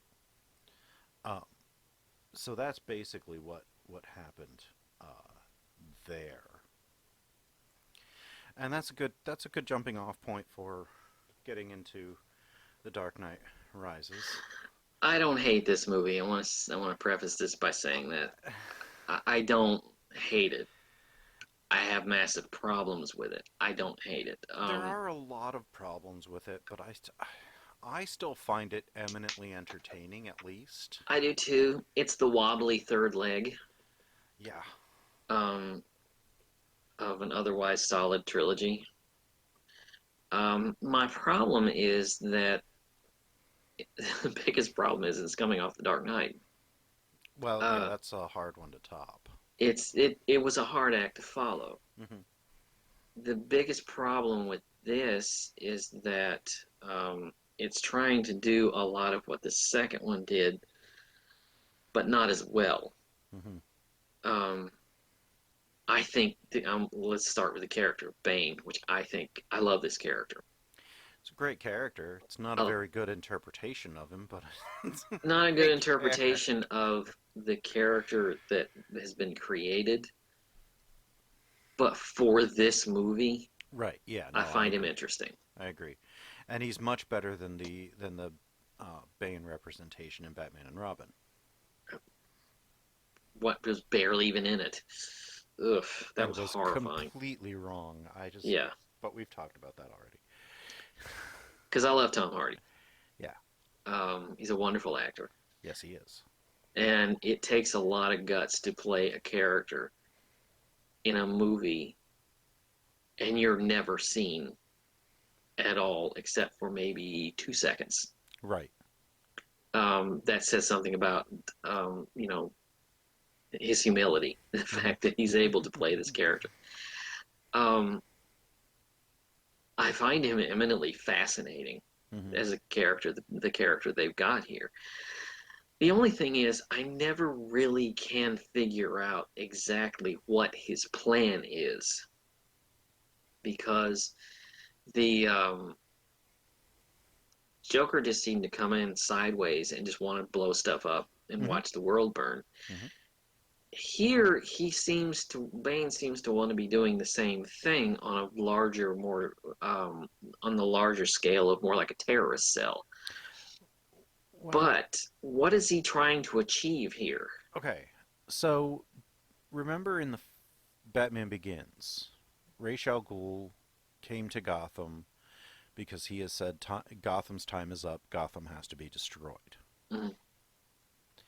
And Ra's al Ghul, in this continuity, died trying to make that happen. The Right. League of Shadows brought Rome down, brought England down. It kills rotten things. Mhm. And so Gotham was next on the list. But with Bane being excommunicated from the League of Shadows, Mhm. and still with Talia al Ghul, they decided to continue her father's work in destroying Gotham because Gotham's time had come. Mhm. So why they waited and left it under a police state with the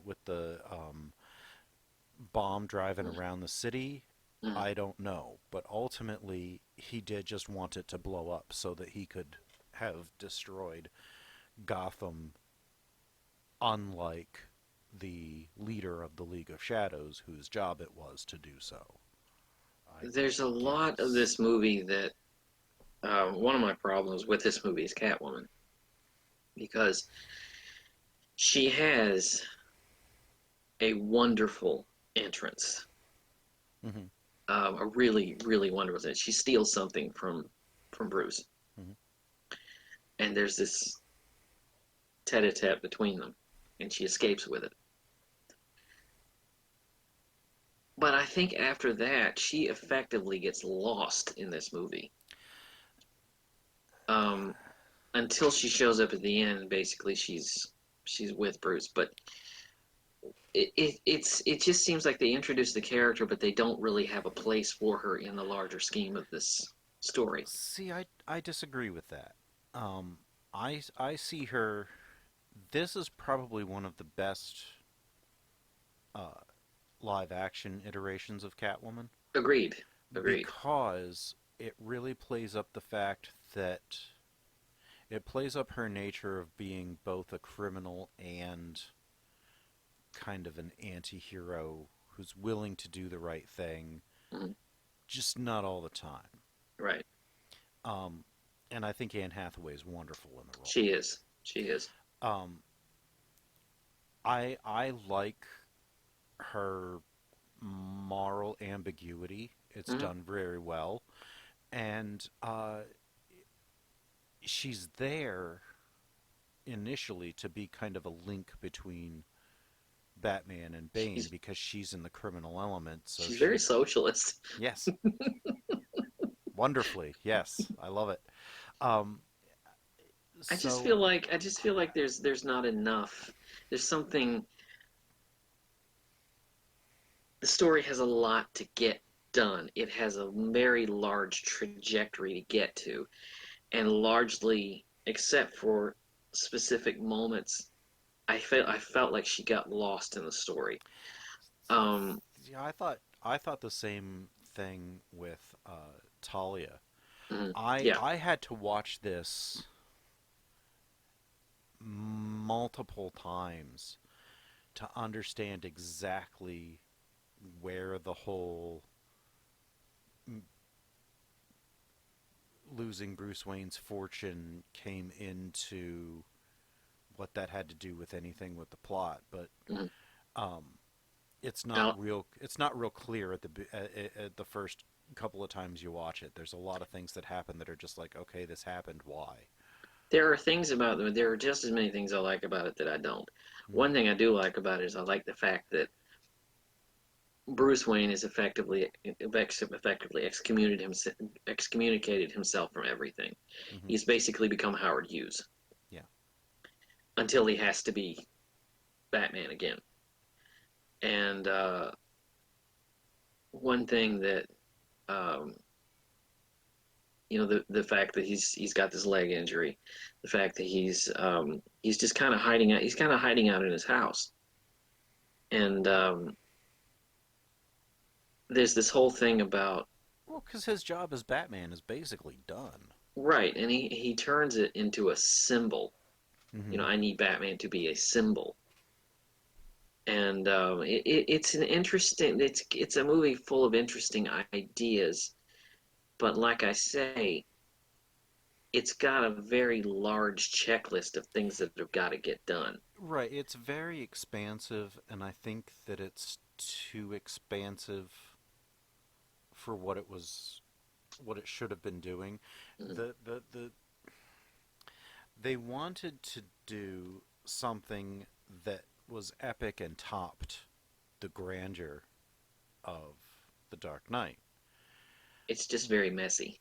Yeah, it is. It is. In going that big, um, they lose a lot of what made Batman Begins and The Dark Knight so good, Mm, because those two really focused on character and letting the characters' motivations drive the film. mm, This is very, very, very plotted yeah, in a way that the other two aren't.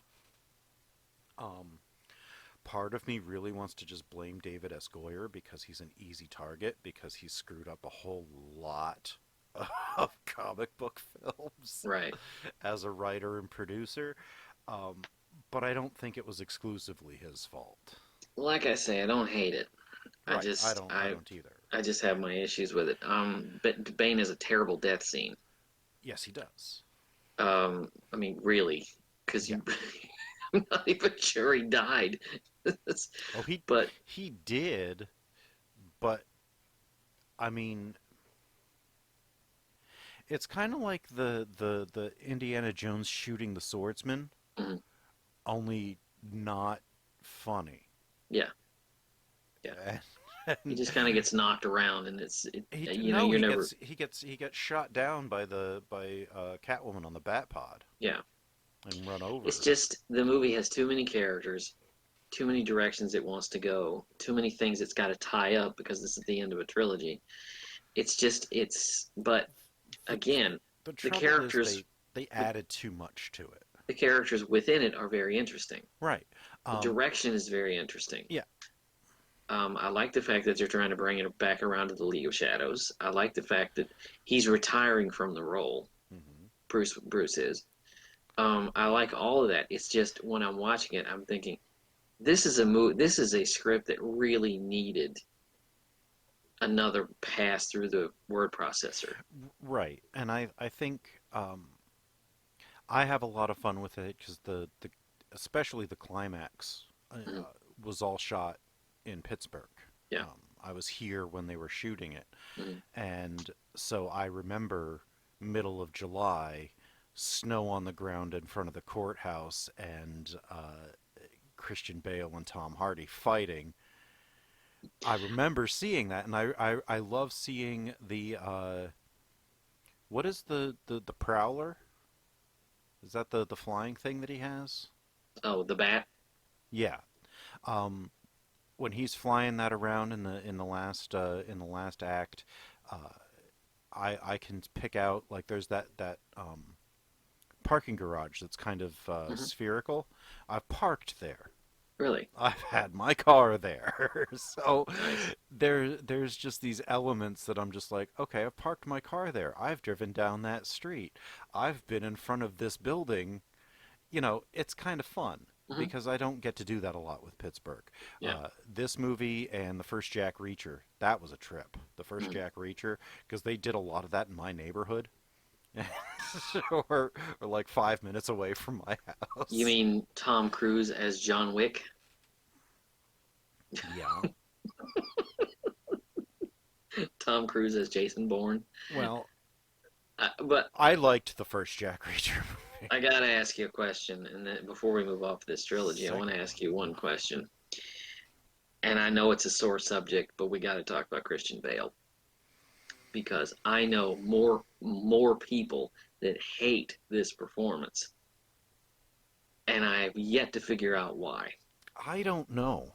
Um, I think he's an excellent Batman. I think he's an excellent Batman and an excellent Bruce And Wayne, and yeah, I that's was a gonna say, I think he was that's very, very good in the Bruce Wayne role, especially in the first two. yeah. Um, I loved that he was able to walk that comedic line. Mhm. Few actors can do both of that. Keaton, had he been allowed to fully express, I think And he he had would one have more been movie. right. I think he would have been able to be that dichotomous representation. I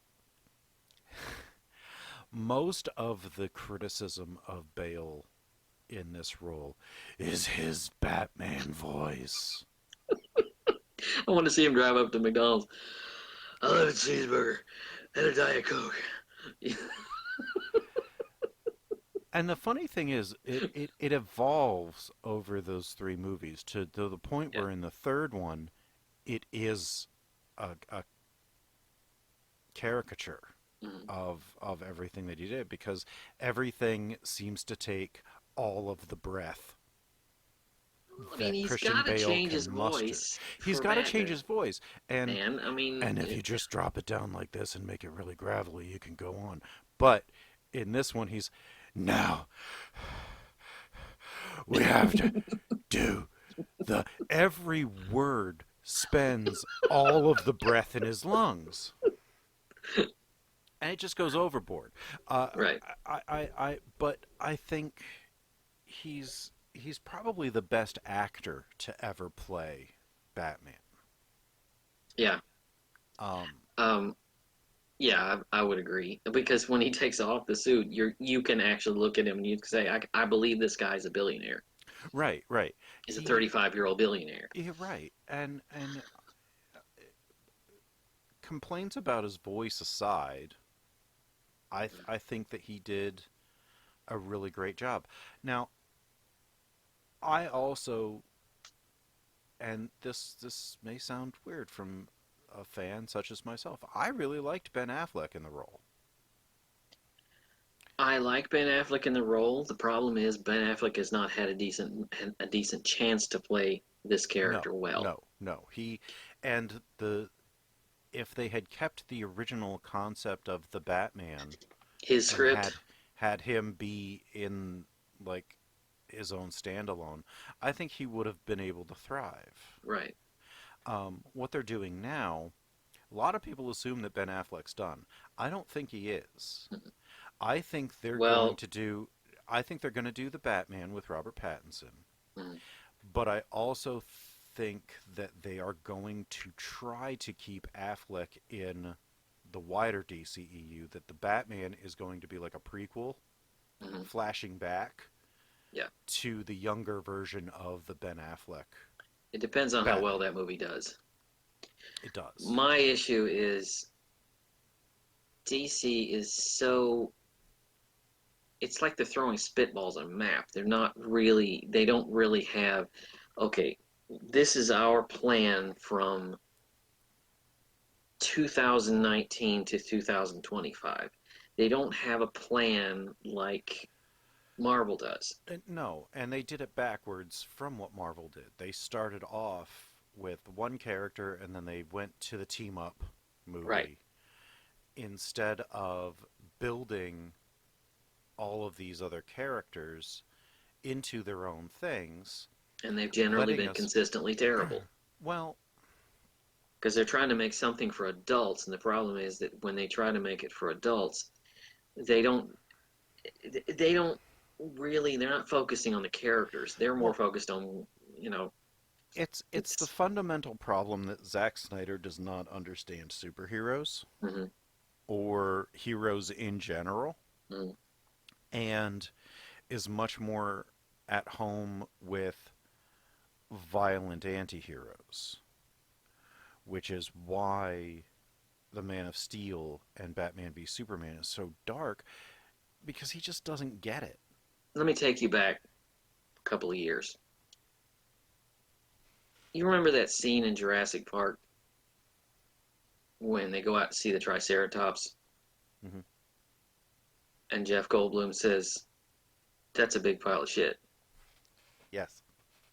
That's Batman v Superman. From I have one end to see the other. That movie is garbage. I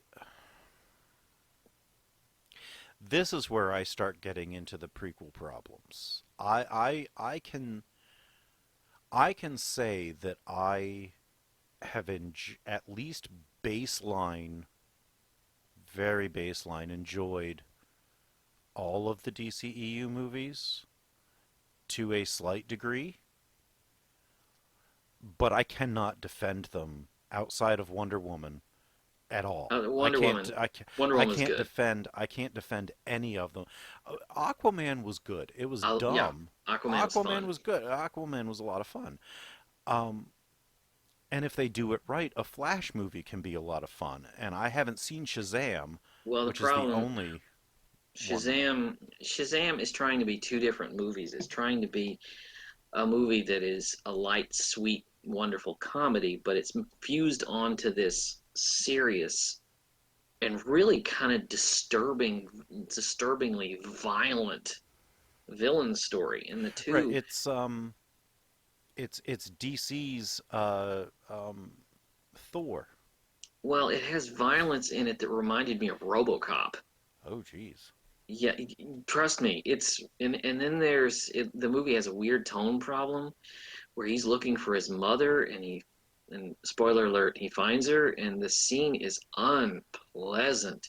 I literally sat there in the theater, and I said to my friend, "What am I watching?" I'll still watch it, but I can't wait to hear your thoughts on yeah, this, because it's the problem with the DCEU is exactly what you were saying. They didn't plan it out. mm, They were trying to play catch up and throw all of their eggs at the wall mm. at the same time. They were trying to make the adult alternative to the Marvel movies. Well, which is a mistake because the Marvel movies are not really kid movies. Hmm. They deal with a lot of serious subjects. But they're And, lighter in tone. They're fun, and they have a much mhm. easier time to watch. DC in general is a darker universe. Yeah, Um, but and you don't have to make Batman it so oppressive specifically. that you can't that you don't want to be there. They're right. The I I love the casting decisions that they've made for the DCEU. I lament that most of the people have not had a proper amount of time to do anything with these characters. Hmm. Um, with again the exception of Gal Gadot. Yeah, Um, but when you have a movie like Batman v Superman, which has an idea that effectively writes itself. mhm. You have Batman and you have Superman. They both have the same job, and they both have, but their ideologies are completely different. Watch the movie World's Finest. Yeah, great animated picture. That's the version. That's the movie this should have been. Hmm. This See, movie this is a giant mess.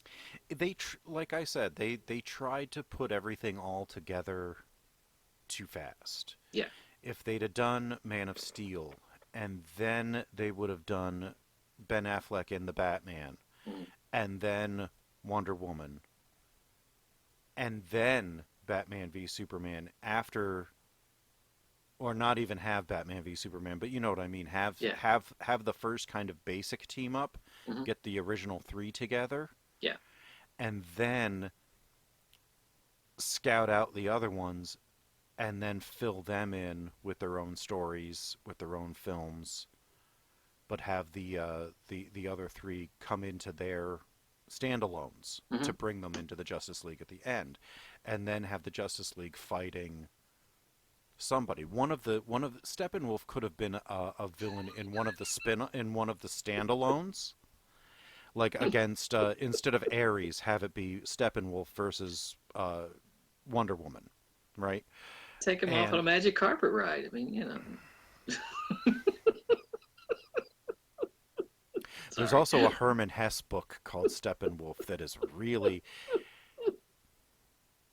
it's like a German philosophical version of Eyes Wide Shut. Let me tell you something. The reaction I had to him in this movie is the reaction I'm having right now. He I was was like, please tell me this is not going to be the villain for the rest of the movie it because was he sucks. it was unfortunate. It was unfortunate because Steppenwolf is actually a really good villain in the DC Uh-huh. universe, I'll take your but word boy for it. howdy, not in the DCEU. Uh, Oh boy. there's so much more that they could have and should have done. Yeah. And my biggest problem with Batman v Superman, Hmm. in amongst all of the major problems, my biggest problem is that it is the second film of the series, Hmm. and they kill Superman like you loved him for Like he was 5, 6 Christopher Reeve. movies. Right. Like if they would have given, like, if they would have let George Miller do Man of Steel 2, which is what they were talking about after they canceled his Justice League movie, which I would have paid a lot of money to see. Right. They promised him Man of Steel 2, and then they said, but that's on permanent hiatus. Like, we don't know when it's going to be made, but if it gets made, George, you can do it. Yeah. It's like, well, thanks, guys. they they bet too much on people feeling for the character that they knew and not the character that they had. They bet too much on trying to make it into the Dark Knight. Right. So they, without people really having a genuine affection for Henry Cavill's Superman, they kill him, and then in the next continuity film, bring him back. Mm-hmm. And they had their story right there because they didn't even need Steppenwolf. All you got to do is bring back Superman, and he's their villain because he doesn't understand and he doesn't know, and Right, he's and tearing things up. get him back to normal, and then Right. there you have There's the your Justice story. League. Right, and then Justice League 2 could have been, let's say, Steppenwolf paving the way.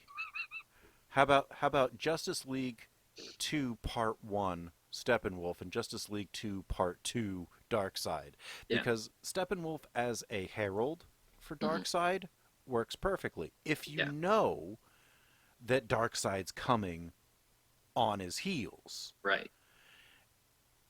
If he's not really even brought up and the parademons are taken away from Darkseid and given to Steppenwolf like they're his, you start to take the legs out of a really great character and trying to weld them onto another character that's really just a warm-up. I just stick with the Marvel movies because let me put it this way, and we got to wrap this up, but I'll just say this about the DCEU.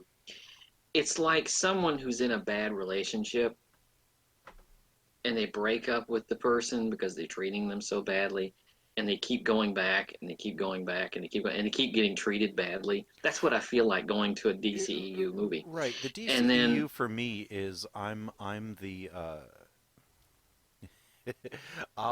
I'm there, and people try to say to me, "Hey, you should get out of that relationship," and I'm like, "Yeah, but they've never hit me. they treated me like crap. It's all psychological damage. They haven't turned to physical violence yet." Right. All right, so I guess we got to hang up the cape and cowl because we could be here all day. Yeah, and we would be. We could be. So what do we have coming up in the next month here? Next week, we're going back to Disney. Next week, we are talking about The Princess and the Frog. Which is such a good movie. Just because I want to. I really like The Princess and the Frog. And we are going to revisit Disney pretty often on this show. If I have anything to do with it. Following that... What is following that? There's been a programming change. Initially, my pick for the second week in August was going to be The Manchurian Candidate. However, I kind of cooled on that, even though I still really want to talk about it, when I realized that it is the 25th anniversary of the greatest movie of 1994. Pulp Fiction. Yes. So I've worked in Pulp Fiction there for us to discuss, and it's quite timely because Once Upon a Time in Hollywood is out in theaters as this is being recorded. This is its first weekend, actually. So then Pulp Fiction, and then... what did I pick? Oh, we got the 80th anniversary of The Wizard of Oz. The Wizard of Oz, and... after that, the end of August. The end of August is kind of in the air. I have put a caveat to this. I want to talk about the Royal Tenenbaums. Mm-hmm. We have opposing viewpoints, but you haven't seen it in a long time. Right. So if it ends up that you don't come around to it, it will be another Wes Anderson movie. We'll probably talk about it and whether I liked it or not. But I have said I will replace it with a different Wes Anderson movie. So Wes Anderson will fill the block of the last week of August. We're just not quite sure exactly what film it will end up being. We're just not there yet. Right. It'll either be the Royal Tenenbaums, Moonrise Kingdom, or the Grand Budapest Hotel. I've narrowed it down to those three. All right, Alfred, take us home. You can find all of our episodes on iTunes and on YouTube. All of our back episodes are at thepodbaydorspodcast.wordpress.com. You can find us on Twitter at pod_bay. You can find us on Patreon at pod_bay. Throw us a little tip. Say that we're doing a good job. We appreciate it. Give us the likes and 5 stars and whatever else you can, comments and reviews. We greatly appreciate it. Everything helps to get us out there. We thank you so much for listening, and we will be here at the same bat time, same bat channel next time. We thank you very much, and the Pod Bay doors are now closed. The mission has been completed. Oh, I got a live one here.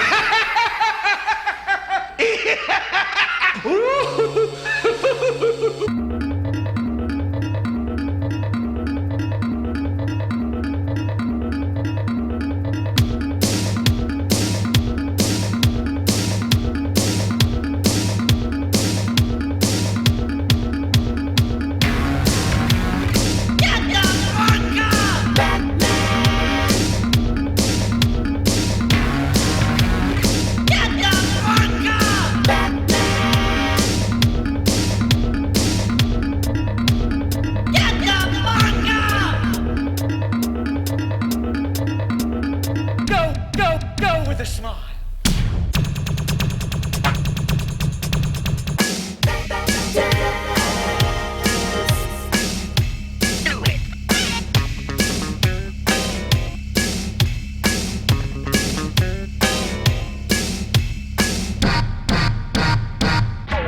Keep busting.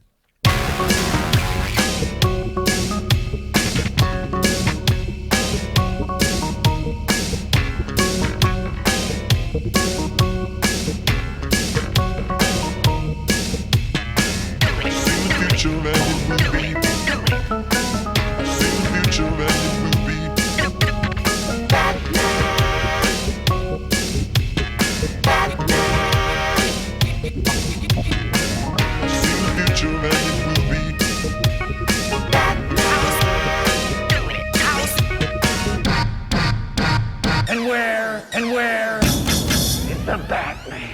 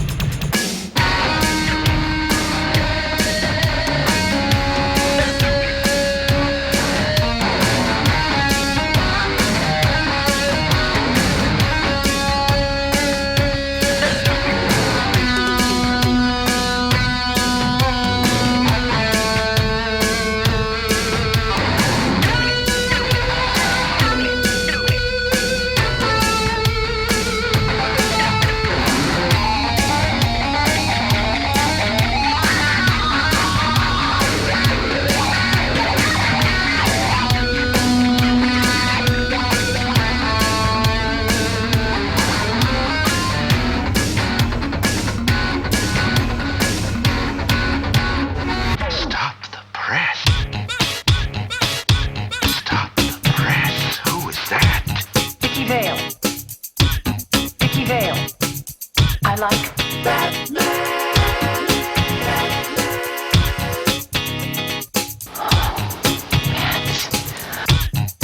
Hi. Bruce Wayne. I tried to avoid all this, but I can't. I just gotta know, are we gonna try to love each other? Stop the press. Who is that? Vicky Vale. She is great, isn't she? Ooh yeah, ooh yeah. I wanna bust that body. Ooh yeah, I wanna bust that body. I'd like to, Ooh yeah, but he's out there right now. I wanna bust that body. Ooh yeah, Well, Miss Vale. You ever dance with the devil in the pale moonlight? I always ask that of all my prey. I just like the sound of it.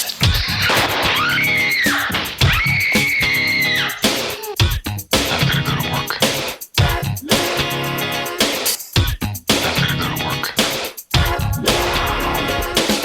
The man is consented to guilty for what goes on in his mind. Give me